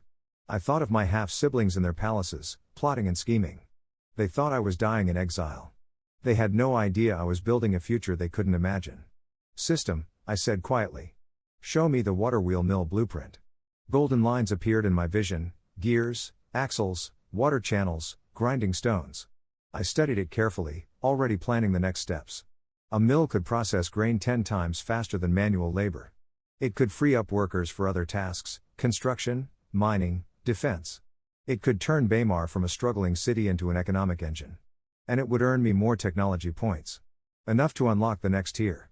Enough to build faster, smarter, stronger. I closed the blueprint and turned back toward the castle. Tomorrow, we'd test the swordsmanship trials. But tonight, I'd plan the mill. Because in this world, survival wasn't enough. I was going to build an empire they'd never forget. The horn sounded across the hills like the voice of God. 2 hours had passed in what felt like 20 minutes, and the battlefield turned silent. Men emerged from blinds, ditches, and brush lines, some limping, some grinning, most covered in mud and scratches they'd wear like medals. I stood at the muster point with Lucius, watching 3 colored waves converge. Red returned first, disciplined and intact. Josh led them in formation, Momo beside him clutching a pouch bulging with headbands. Yellow came next, Mark at the front with a grim smile and 2 flags tucked under his arm. Purple lagged by 30 seconds, Gary's face tight with frustration but his men still whole. I let them catch their breath before speaking. Captains, report. Josh stepped forward. Red team secured 2 enemy flags and 47 headbands. We lost 16 men. No injuries requiring medical attention. Mark saluted. Yellow team took 2 flags and 31 headbands. Lost 22 men. 3 minor sprains. Gary's voice came harder. Purple team captured 1 flag and 53 headbands. Lost 34 men. No serious injuries. I nodded slowly, letting the numbers settle. Josh's unit wins on strategy and execution, I said. Mark's unit wins on adaptability. Gary's unit wins on individual skill. Purple straightened slightly at that. But this wasn't about winning, I continued. It was about learning what happens when you stop thinking like knights and start thinking like soldiers. I walked the line, meeting eyes. Knights charge. Soldiers survive. Knights seek glory. Soldiers bring everyone home. The field went quiet. Tomorrow we test swordsmanship, I said. Same rules, no killing, no maiming. Victory through precision, not brutality. They answered as one. Sir, yes sir. Dismissed. Eat, rest, and tend your bruises. You've earned it. The camps erupted in exhausted celebration, men clapping shoulders, recounting close calls, laughing at mud-caked faces. I watched them and felt something settle in my chest. These weren't the Empire's rejects anymore. They were mine. That evening, I sat in my chambers with the window open to let in the cold. The city below hummed with life, smithies glowing orange, market stalls packing up, children racing home before dark. Baymar was changing. Slowly. Carefully. But undeniably. I opened the system interface, and the familiar golden screen materialized in front of me. Host, Ethan Cho. Age, 15. Status, Lord of Baymar. Level, beginner, 1 condition, healthy. Current points. Development points, DP, 100. Technology points, TP, 0. Experience points, XP, 0. Bonus points, BP, 0. I frowned at the zeros. System, how do I earn technology points? The metallic voice replied without emotion. Technology points are awarded for inventing or implementing technology absent in this world. Define inventing. Creating a functional prototype of a device, system, or process not currently in use on the continent of Pinot. I leaned back, thinking. On Earth, I designed hydraulic systems, gear assemblies, and stress-tested industrial equipment. Here, they barely had functional carts. The gap wasn't just wide, it was an ocean. System, what can I unlock with technology points? A new menu unfolded before me. Prototype lab, locked cost, 25 TP. Function, access advanced blueprints and simulations for inventions. Test designs virtually before building. Workshop enhancement, locked cost, 50 TP. Function, unlock access to precision tools and measurement devices. Mass production protocols, locked cost, 100 TP.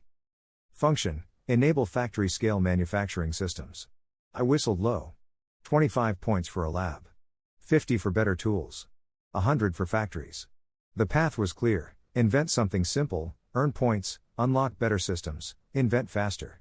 A classic tech tree progression. System, give me examples of inventions worth technology points. The screen flickered.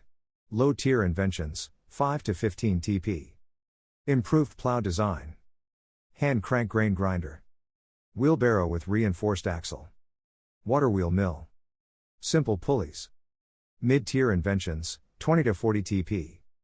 Printing press. Advanced metallurgy techniques. Irrigation systems. Glass manufacturing. High-tier inventions, 50 plus TP. Steam engines. Electrical generators. Chemical refinement processes. I studied the list. A water wheel mill could grind grain faster than 50 men with mortars. A better plow could double farm output. A hand crank grinder could free up hours of labor daily. All of them were simple. All of them were revolutionary here. But before I could decide, a knock echoed at my door. Enter. Nathan stepped inside, bowing slightly. My lord, there's a delegation from the mining operations. They're requesting an audience. I stood. Send them in. 3 men entered, dusty, tired, but respectful. I recognized Locke Wiggins immediately, the foreman I'd appointed to oversee the mineral extraction. Beside him stood 2 younger workers, both holding their caps nervously. Good evening, my lord, Locke said, his voice steady despite the exhaustion in his eyes. Good evening, Locke. What brings you here at this hour? He gestured to the men beside him. These are Gil and Farron. They work the ore transport routes between the mines and the processing estate. I nodded. I remember. You haul the raw materials for chalk and paint production. Yes, my lord. Locke hesitated, then continued. We've been having problems. What kind of problems? Gil stepped forward, twisting his cap. The carts, my lord. The axles keep snapping. I frowned. How often? 3 times this week alone, Farron added.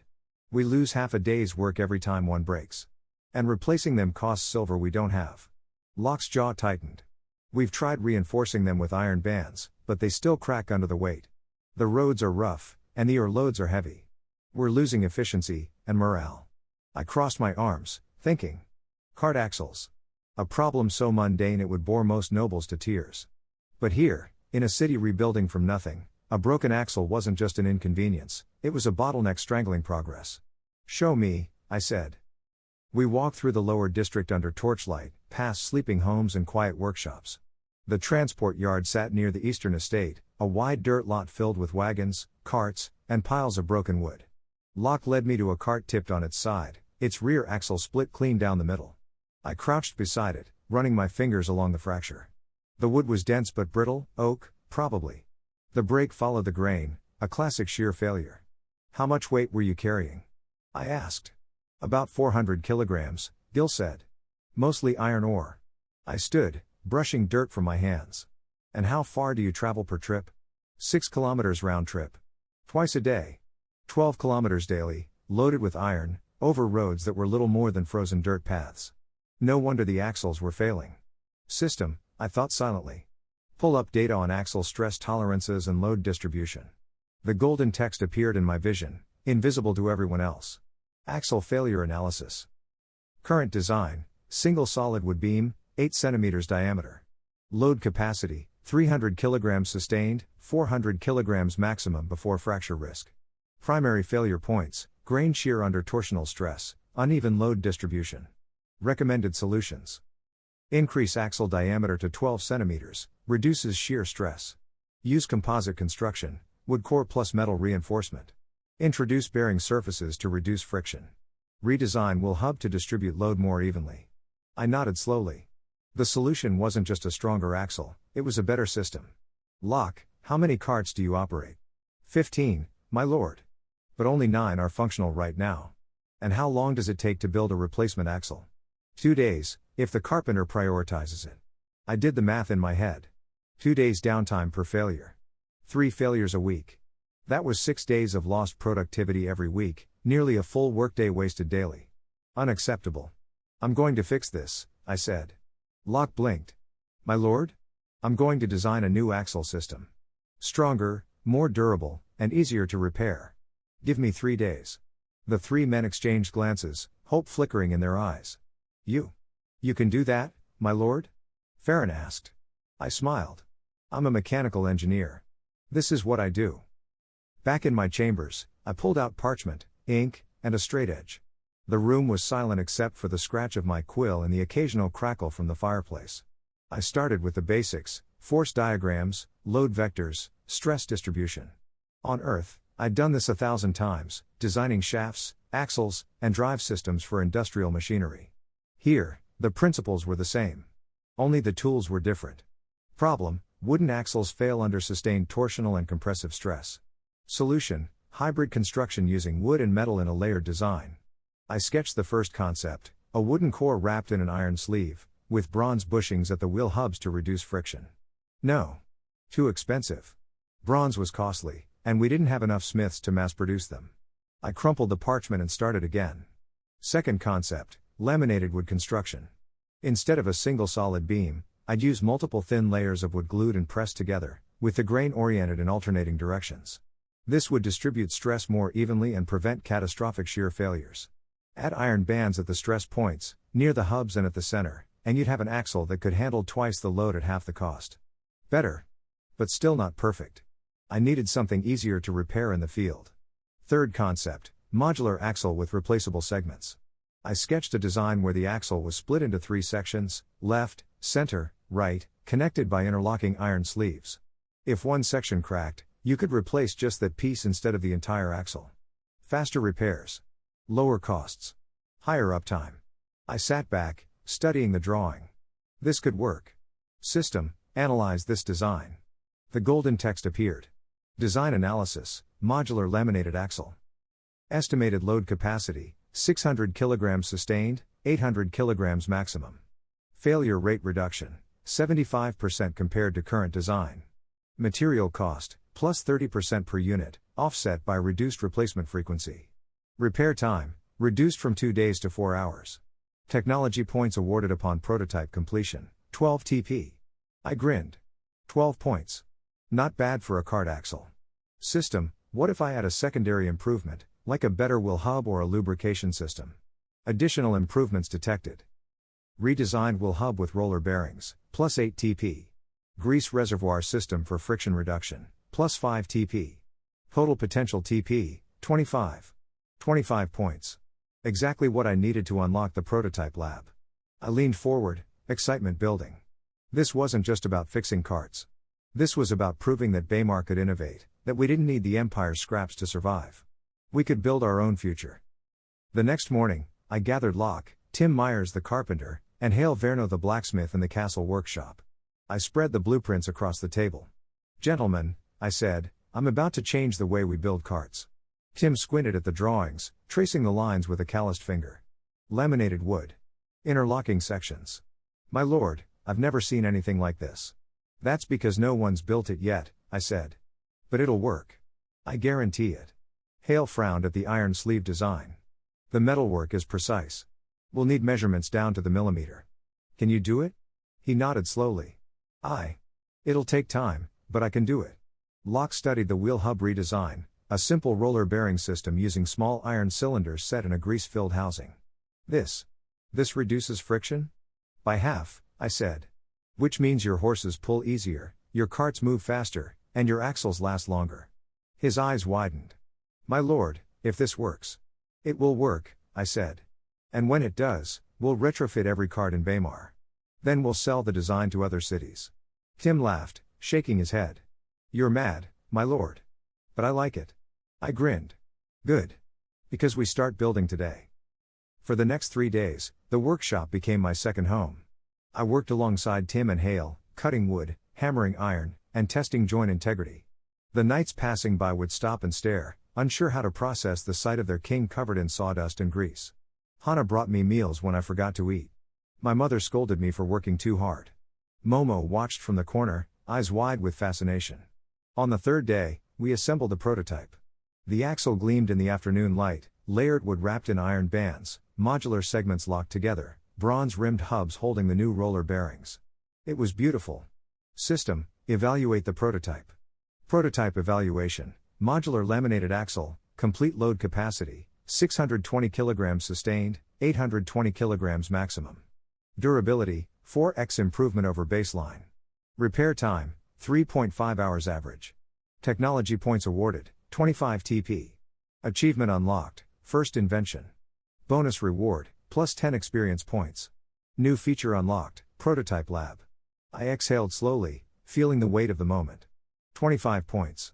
From a cart axle. Lock, I said, load it up. Maximum weight. Let's see what it can do. We hitched the prototype cart to 2 horses and loaded it with iron ore, 400 kilograms to start. The cart rolled smoothly over the rough ground, the new bearings reducing friction so much that the horses barely strained. Add more, I said.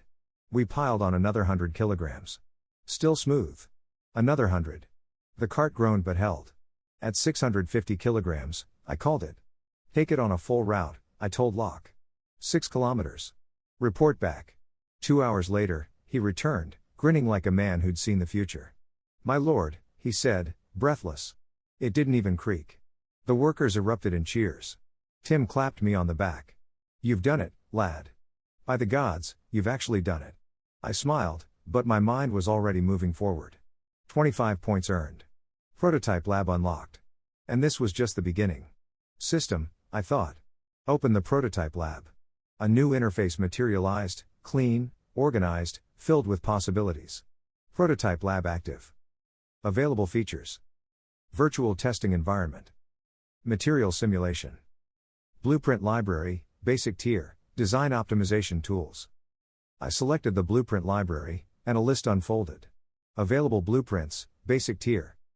Water wheel mill, grain processing, improved plow, agriculture, hand crank grinder, food preparation, simple loom, textile production, bellows system, metallurgy enhancement. Each one glowed faintly, waiting to be built. I closed the interface and looked out over Baymar. The sun was setting, painting the city in gold and shadow. Somewhere below, farmers tended revived soil. Miners hauled ore from hidden caves. Knights drilled in courtyards, preparing for battles they didn't know were coming. And in 3 days, we'd built something no one in this empire had seen before. I thought of my half-siblings in their palaces, plotting and scheming. They thought I was dying in exile. They had no idea I was building a future they couldn't imagine. System, I said quietly. Show me the water wheel mill blueprint. Golden lines appeared in my vision, gears, axles, water channels, grinding stones. I studied it carefully, already planning the next steps. A mill could process grain 10 times faster than manual labor. It could free up workers for other tasks, construction, mining, defense. It could turn Baymar from a struggling city into an economic engine. And it would earn me more technology points. Enough to unlock the next tier. Enough to build faster, smarter, stronger. I closed the blueprint and turned back toward the castle. Tomorrow, we'd test the swordsmanship trials. But tonight, I'd plan the mill. Because in this world, survival wasn't enough. I was going to build an empire they'd never forget. The courtyard woke before the sun. Frost clung to the stone like silver paint, and the air tasted sharp enough to cut. 300 men stood in formation, their breath rising in clouds, their hands resting on sword hilts. Today was the second phase of the exam. Yesterday had tested their minds. Today would test their steel.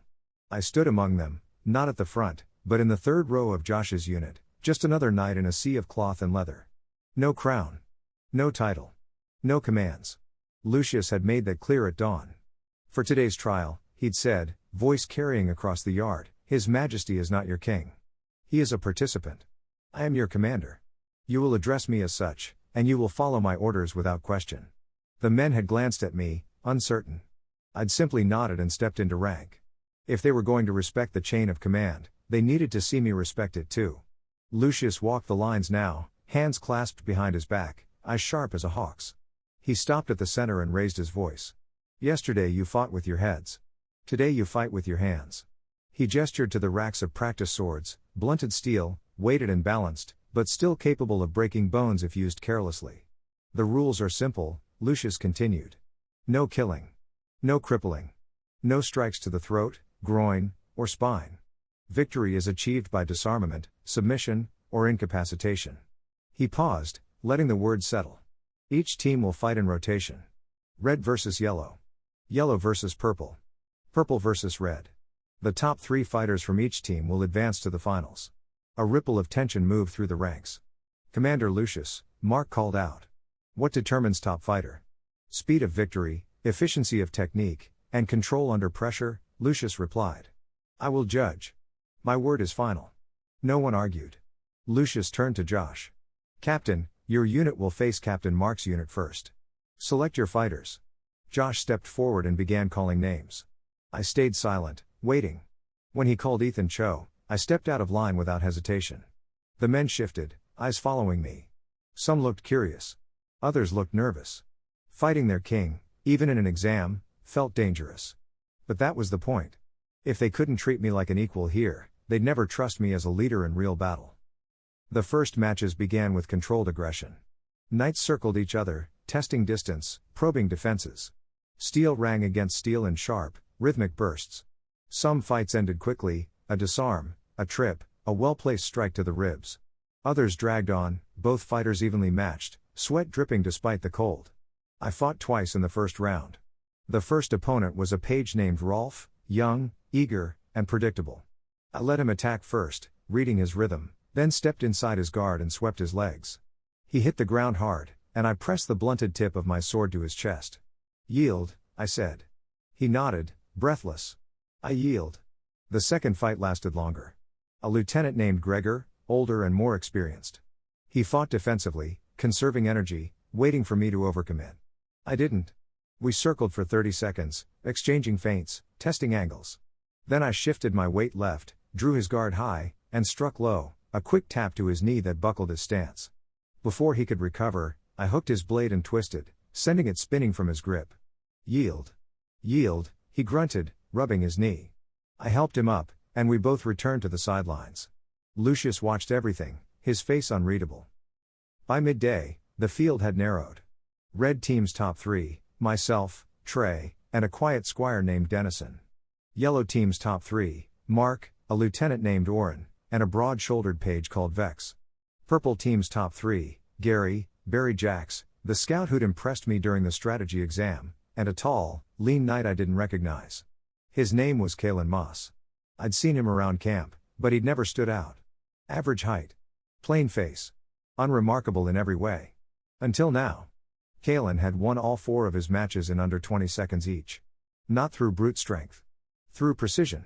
I watched his 5th match carefully. His opponent was a seasoned squire named Tam, known for his reach and power. The moment the match started, Tam lunged forward with a heavy overhead strike. Kalen sidestepped, barely, and his blade flicked out like a viper. Tap. Tam's wrist. The practice sword clattered to the ground. Match over. No wasted movement. No hesitation. No emotion. Lucius called the end, and Kalen returned to his position without a word. I felt something tighten in my chest. That wasn't standard knight training. Knights here fought with strength and endurance, using leverage and conditioning to overwhelm opponents. Kalen fought like he was ending lives. Fast. Silent. Efficient. I opened the system interface, keeping my expression neutral. System, analyze Kalen Moss's fighting style. Golden text appeared in my vision, visible only to me. Target, Kalen Moss. Age, 24. Rank, Squire, Purple Team Combat Style Analysis. Strike Efficiency, 97%, targets joints, tendons, pressure points. Movement Pattern, Non-Standard. Does not match Arcadian Knight Doctrine. Probability of Formal Assassination Training, 89%. Suggested Origin, Foreign Military Academy or Covert Operative Training. Warning, subject may pose security risk. I closed the interface slowly, my mind racing. 89%. That wasn't a guess. That was a near certainty. Someone in my ranks had been trained to kill quietly and efficiently. And I had no idea why he was here. The finals began an hour later. 9 fighters. 3 from each team. Lucius announced the bracket. First match, Trey vs Oren. Second match, Gary vs Dennison.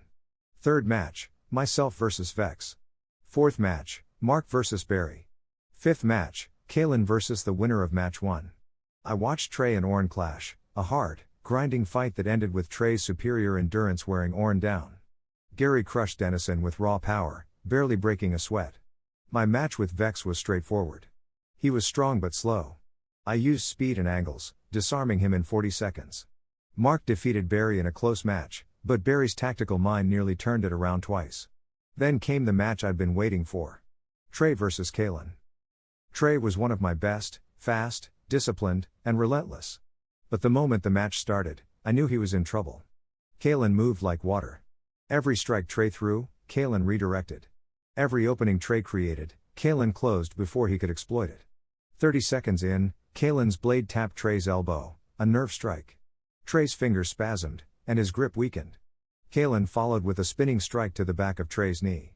Trey dropped. Kalen's blade hovered at his throat. Yield. Trey's jaw tightened, but he nodded. I yield. The courtyard went silent. Kalen stepped back, his expression blank, and returned to his position. I looked at Lucius. His eyes were narrowed, studying Kalen like a puzzle he couldn't solve. He'd seen it too. The semifinals continued.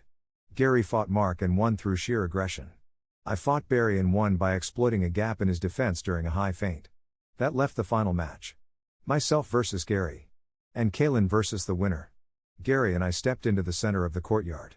The men formed a circle around us, their voices low and tense. Gary grinned, rolling his shoulders. No hard feelings, my king? I smiled back. None. Just don't hold back. Wasn't planning to. Lucius raised his hand. Begin. Gary came at me hard and fast, using his size and strength to pressure me into defense. I gave ground, letting him think he had the advantage. Then I pivoted, redirected his momentum, and struck the inside of his wrist. His sword dipped. I followed with a low sweep, hooking his ankle.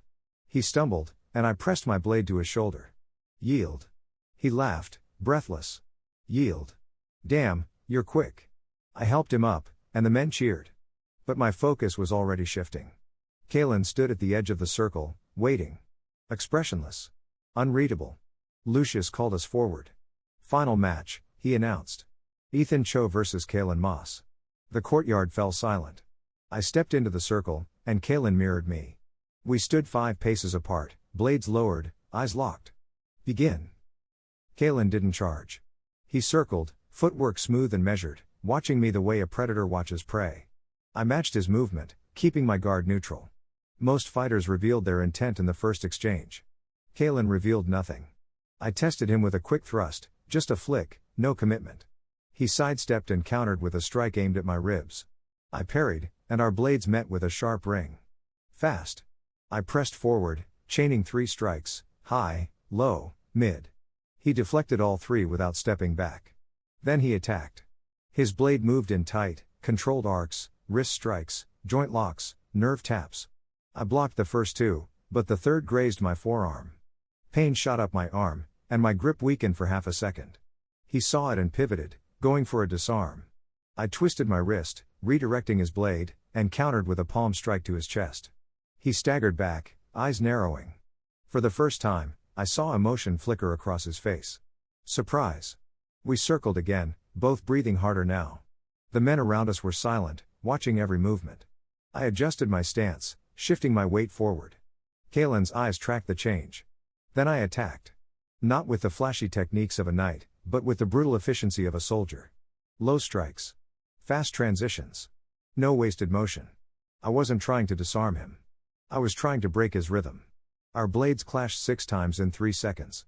On the 7th, I hooked his guard and pulled, creating an opening. I stepped inside his reach and drove my shoulder into his chest. He stumbled, and I swept his legs. He hit the ground hard, and I pressed my blade to his throat. Yield. For a long moment, he didn't move. His eyes met mine, and I saw something shift behind them. Recognition. Calculation. Fear. I yield, he said quietly. I stepped back and extended my hand. He hesitated, then took it. I pulled him to his feet, and the courtyard erupted in cheers. But I didn't let go of his hand. I leaned in, close enough that only he could hear. We need to talk, I said. Tonight. Alone. His expression didn't change, but his grip tightened for a fraction of a second. Yes, my king. The rest of the day passed in a blur of celebration and exhaustion. The men feasted, drank, and recounted every match in exaggerated detail. Lucius pulled me aside before the evening meal. That last fighter, he said quietly. Kalen. Did you notice? I noticed. He fights like an assassin. I know. Lucius's eyes hardened. Do you want me to interrogate him? I shook my head. No. I'll handle it. Ethan. I'll handle it, I repeated, meeting his gaze. Lucius studied me for a long moment, then nodded. As you wish. But if he's a threat, then I'll deal with him. Trust me. He sighed. I do. Just be careful. That night, I waited in my chambers with the fire burning low. The castle was quiet, the men asleep after the long day. A soft knock echoed at the door. Enter. Kalen stepped inside, his movements careful and controlled. He closed the door behind him and stood at attention. You wanted to see me, my king? I gestured to the chair across from me. Sit. He hesitated, then obeyed. I poured 2 cups of water and slid one across the table. Relax, Kalen. This isn't an interrogation. Isn't it? I smiled faintly. Not yet. He didn't touch the water. I leaned back, studying him. You're good, I said. Better than good. You fight like someone who's been trained to kill, not to duel. His expression didn't change. Most knights here learned from the imperial academies, I continued. Their techniques are standardized, predictable. Yours aren't. Silence. So I'll ask you directly, I said. Where did you learn to fight? For a long moment, he said nothing. Then, slowly, he spoke. I wasn't always a squire, my king. I gathered that. What were you? His jaw tightened. A blade. For whom? Another pause. Prince Eli Juan. The name hit me like a punch to the gut. Eli. My half-brother. The crown prince. The one who'd poisoned me. I kept my face neutral, but my mind was racing. Explain. Kalen exhaled slowly. I was part of his covert unit. We operated outside official channels, intelligence gathering, asset elimination, message interception. Assassins. Yes. And now you're here. In my army. Why? His eyes met mine, and for the first time, I saw something honest in them. Fear. Because Eli ordered me to be. My chest tightened. He sent you to spy on me. No. Kalen shook his head. He sent me to confirm you were dead. The words hung in the air like smoke. The poison, I said quietly. Nalat Wisp, Kalen confirmed. 5 months to full degradation. No cure. Eli wanted verification before moving forward with his plans. What plans? Using Baymar as a hidden training ground. Raising an army off the books, far from the king's eyes. Once you were dead, he planned to occupy the city under the pretense of securing an abandoned territory. I leaned forward. And when you saw I wasn't dying, I reported that you'd recovered. Eli didn't believe me. He thought I was lying to buy time. So he cut you off. Kalen nodded. I'm a loose end now. If I return to the capital, I'm dead. If I stay here and Eli takes Baymar, I'm dead. Which means you need me to survive. Yes. I sat back, thinking. This changed everything. Kalen wasn't just a spy, he was a window into Eli's network. A double agent, if I played this right. Or a liability, if I didn't. How many others did Eli send? I asked. Just me. Are you certain? Yes. Covert insertions are always single operator. Easier to deny, harder to trace. I studied his face, searching for deception. The system chimed softly in my mind. Lie detection analysis, statement probability 91% true. Good enough. Here's what's going to happen, I said. You're going to stay in Baymar. You're going to continue serving as a squire under Gary. And you're going to feed Eli false information. Kalen's eyes widened slightly. You want me to turn? I want you to survive. And I want to know what my brother is planning. If he discovers I've flipped. He won't. Because you're going to be very, very careful. Kalen stared at me, weighing the offer. What do I get in return? Protection. A future. And a chance to be something other than a blade. He was silent for a long moment. Then he nodded. What do you need me to do? I smiled. Tell him I'm barely holding on. The land is struggling. The people are starving. I'm desperate and weak. And if he asks for proof? Send him a report about failed harvests and broken infrastructure. Make it believable. Kalen nodded slowly. And in reality? In reality, we're building something he can't imagine. I stood and extended my hand. Welcome to Baymar, Kalen. The real Baymar. He stood and took my hand.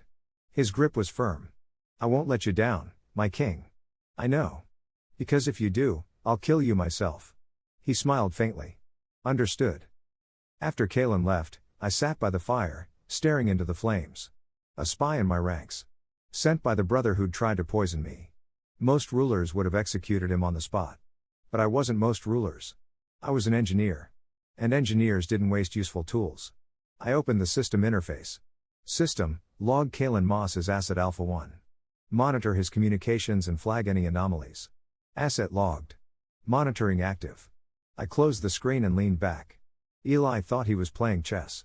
He had no idea I'd just turned one of his pieces. And soon, I'd have eyes inside his entire network. I smiled into the firelight. Let him think I was dying. Let him think Baymar was failing. When he finally came for me, he'd find a kingdom he couldn't break. And an army he couldn't beat. Episode 12. Morning came cold and clear. I stood at my window watching the city wake, smoke rising from chimneys, workers heading toward the mines, children running through frost-dusted streets. Baymar was alive in ways it hadn't been 2 months ago. But beneath that life, new threats were coiling. Eli's shadow stretched longer than I'd thought. A hidden army. Occupation plans. And now, a spy I'd turned into a double agent. The game had shifted from survival to something more dangerous. Strategy. I dressed quickly and made my way to the inner courtyard. The knights were already assembled, moving through their morning drills with the kind of discipline that would have seemed impossible 8 weeks ago. Lucius stood at the center, arms crossed, watching every movement. He saw me approach and nodded. My king. The men are ready for assignment rotation. Good. But first, I need to speak with the captains. Privately. His eyebrow raised slightly, but he didn't question it. Josh, Mark, Gary, with me. The 3 captains broke from their units and followed us into the castle's war room, a modest chamber with a single table, a map of Baymar pinned to the wall, and little else. I closed the door behind us. What's this about? Mark asked, his usual easy smile replaced with focused attention. I looked at each of them in turn. Last night, I had a conversation with Kalen Moss. Gary stiffened. The squire who fights like a ghost? The same. He's not just a squire. He's a trained operative sent by Prince Eli to spy on us. The room went silent. Josh's hand dropped to his sword hilt instinctively. You want us to arrest him? No. I want you to help me use him. Mark frowned. Use him how? Kalen has agreed to feed false information back to Eli while giving us intelligence on his network. As far as my brother knows, Baymar is struggling, barely surviving, no threat to anyone. Gary's eyes narrowed. And in reality? In reality, we're building something he can't predict. But we need to be careful. If Eli suspects Kalen has turned, we lose our window into his operations. Lucius leaned forward, hands flat on the table. This is dangerous, Ethan. If Kalen is playing both sides. He's not. He's a dead man if he goes back to the capital, and he knows it. His only path forward is with us. You're certain? Josh asked. I nodded. The system confirmed it. His statements carry a 91% probability of truth. The captains exchanged glances. What do you need from us? Mark asked. 2 things. First, treat Kalen normally. No special attention, no suspicion. He remains a squire under Gary, nothing more. Gary nodded. Understood. Second, I need you to help me build a counterintelligence network. If Eli sent 1 spy, he might send more. We need eyes on everyone, workers, merchants, even servants. That's a lot of people to watch, Josh said slowly. Which is why we'll be strategic. Lucius, I want you to create a discrete unit, 5 men, trusted and smart. Their job is to observe, listen, and report anomalies. No one outside this room knows their real purpose. A shadow unit, Lucius said thoughtfully. I can do that. Good. Mark, you'll handle logistics. If we're feeding Eli false reports, we need to make sure the evidence matches. Failed crops that are actually thriving. Broken infrastructure that's fully functional. Make it convincing. Mark grinned. I can make a working mill look like a ruin. Leave it to me. Josh, you'll manage external communications. Any merchant, messenger, or traveler entering Baymar gets logged. I want to know who's coming, who they're meeting, and why. Consider it done. I looked at Gary. And you'll keep Kalen close. Learn his patterns, his contacts. If he slips, you'll be the first to know. He won't slip, Gary said quietly. Not on my watch. I nodded. Then we're agreed. This stays between us. Not even the other knights can know. They each placed a hand on the table, a silent oath. For Baymar, I said. For Baymar, they echoed. After the meeting, I walked to the lower district with Hana and Momo. The streets were busier now, vendors selling fish and vegetables, children playing, workers hauling materials toward the construction sites. We passed the new school building, still unfinished, but the walls were up and the roof beams in place. Tim Myers had delivered the first batch of chalkboards 2 days ago, and they were stacked carefully inside, wrapped in cloth to protect the painted surfaces. When will the school open? Hana asked, her voice bright with excitement. 2 weeks, maybe 3, I said. We're still training teachers and finalizing the curriculum. I can't wait, she said. I've been practicing my letters every night. Momo tugged my sleeve. Brother Ethan, will I have to go to school too? I ruffled his hair. Everyone goes to school, Momo. Even me. His eyes widened. You're going to be a student? Sometimes. Other times, I'll be a teacher. Learning never stops, even for kings. He thought about that for a moment, then grinned. Then I'll be the best student. Hana laughed, and I couldn't help but smile. We continued toward the riverbank on the western edge of the lower district. This was where I planned to build the water wheel mill.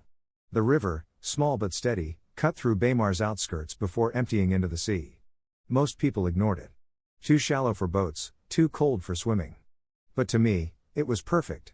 I crouched by the water's edge, studying the current. Fast enough to turn a wheel. Deep enough to sustain it year-round. System, analyze the river flow and terrain. Golden text appeared. River analysis. Average flow rate, 2.3 meters per second. Depth, 1.2 to 1.8 meters. Optimal wheel diameter, 4 meters. Estimated power output, 3.5 kilowatts, sufficient for grain milling and light manufacturing terrain assessment. Stable riverbanks, minimal erosion risk. Foundation construction recommended, stone base with wooden supports. Estimated build time, 12 to 15 days, with skilled labor. I stood, satisfied. This is it, I said. We'll build the mill here. Hana looked at the river, then at me. How does it work? I picked up a stick and began sketching in the dirt. The river's current turns a large wheel. The wheel connects to a shaft, which connects to gears inside the mill building. Those gears turn grinding stones that crush grain into flour. Momo watched, fascinated. So the water does all the work? Exactly. One mill can do the work of 50 people grinding by hand. It's faster, more efficient, and it frees up workers for other tasks. Hana's eyes lit up. That's amazing. It's just the beginning, I said. Once we prove the concept, we can build more. Mills for textiles, for metalworking, for anything that needs repetitive motion. I opened the system's prototype lab and pulled up the water wheel mill blueprint. It was elegant in its simplicity, a vertical wheel connected to horizontal gears, all housed in a wooden structure with a stone foundation. The grinding stones would sit on the second floor, with grain fed from the top and flour collected at the bottom. System, estimate technology points for completion. Water wheel mill, grain processing estimated TP reward, 18 TP. Bonus TP for optimization, plus 5 TP, if efficiency exceeds baseline design total potential, 23 TP. 23 points. Combined with the 25 I already had, that would give me 48. Close to unlocking the next tier of blueprints. Hana, Momo, let's head back. I need to meet with Tim and the construction crew. By midday, I'd assembled a team. Tim Myers would handle the carpentry, the wheel, gears, and housing. Hale Verno would forge the metal components, axles, brackets, and grinding stone supports. Locke Wiggins would oversee the laborers, digging the foundation, hauling materials, assembling the structure. I spread the blueprints across a table in the workshop. Gentlemen, this is a water wheel mill. It uses the river's current to grind grain automatically. Tim leaned over the drawings, eyes wide. Automatically? Without horses or men? Without either. The water does the work. Hale traced the gear assembly with a thick finger. These ratios. They multiply the wheel's force? Exactly. A slow turning wheel becomes fast grinding stones through mechanical advantage. Locke whistled low. If this works, my lord, it'll change everything. It will work, I said. But it requires precision. Every gear must mesh perfectly. Every bearing must turn smoothly. One mistake, and the whole system fails. Tim nodded seriously.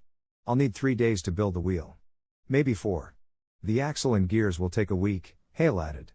Custom forging, tight tolerances. And the foundation? I asked Locke. Stone and timber supports? 5 days, weather permitting. I did the math. 15 days total if everything goes perfectly. Call it 20 to account for problems. We'll make it happen, my lord, Locke said. I looked at each of them. This isn't just a mill. It's proof that Baymar can innovate. That we don't need the Empire's permission to advance. Tim grinned. Then let's show them what we can do. The next 2 weeks blurred together. Every morning, I trained with the knights, drilling formations, testing endurance, refining combat techniques. Every afternoon, I worked at the mill site, hauling stones, measuring angles, adjusting gear ratios. The men saw their king covered in mud and sawdust, and something shifted in how they looked at me. I wasn't just a noble giving orders. I was one of them. Grace and Hannah continued preparing for the school's opening. Ara helped them, her health improving daily now that she had warmth, food, and medicine. Momo shadowed Josh like a duckling, absorbing everything the captain taught him. And Kalen? Kalen played his role perfectly. He trained with Purple Team, kept his head down, and twice a week, sent coded messages back to Eli through a merchant contact in the Central District. Each message painted Baymar as struggling, food shortages, low morale, infrastructure failures. All lies. But convincing ones. Gary reported that Kalen showed no signs of deviation.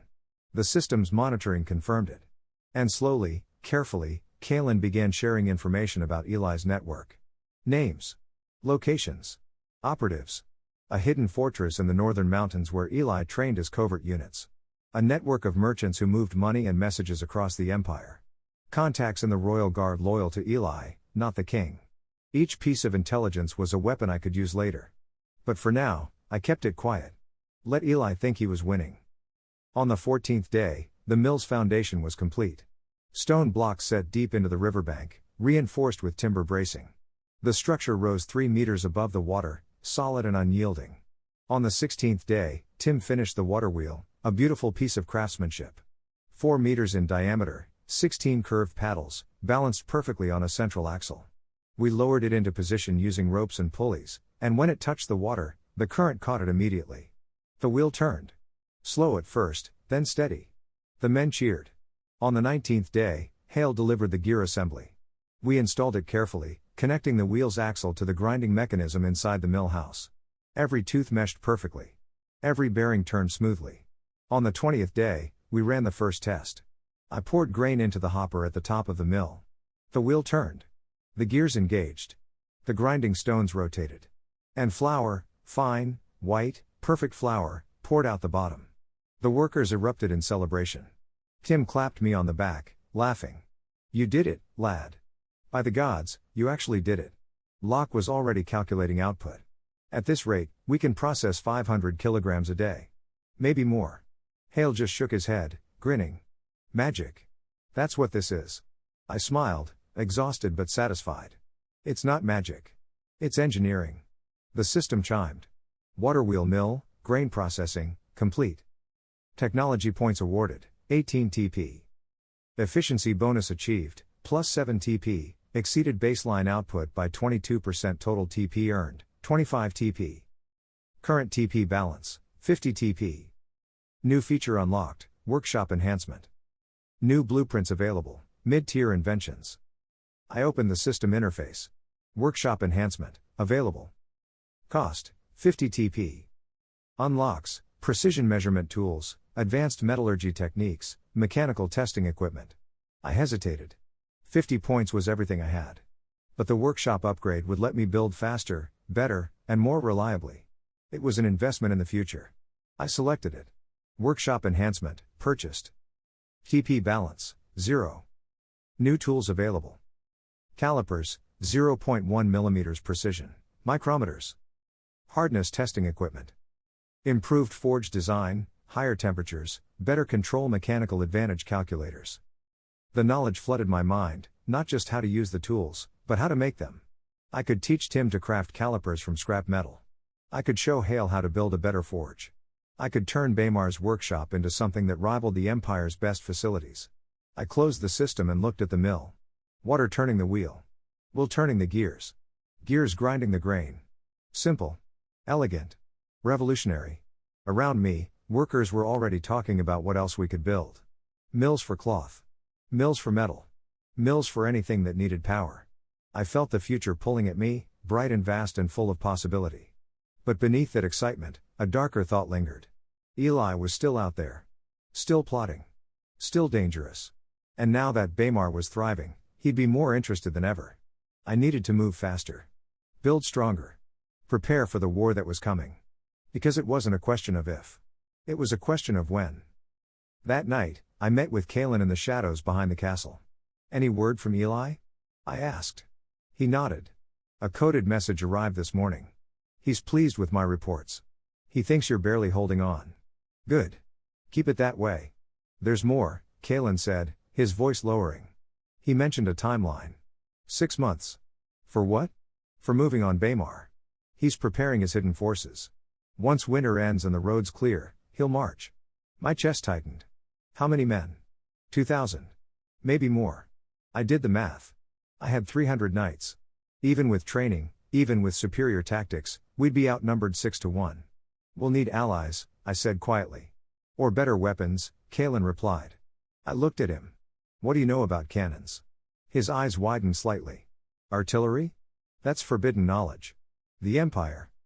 The Empire exiled me. I don't care what they forbid. Kalen was silent for a moment. Then he smiled, a cold, dangerous smile. If you're serious about building cannons, I know someone who might help. An old weapons master who served in the Eastern campaigns. He was exiled for experimenting with explosive powder. Where is he? Last I heard, he was living in the western fishing villages. Hiding. Find him, I said. Bring him to me. Quietly. Kalen nodded. It'll take a few days. Take a week if you need to. But bring him. He slipped away into the darkness, silent as smoke. I stood there for a long moment, staring up at the stars. 6 months. That's all I had. 6 months to turn Baymar into a fortress. 6 months to build an army. 6 months to create weapons this world had never seen. I turned and walked back toward the castle. The mills will turn steadily in the distance, a rhythmic pulse that sounded almost like a heartbeat. Baymar was alive. And soon, it would be armed.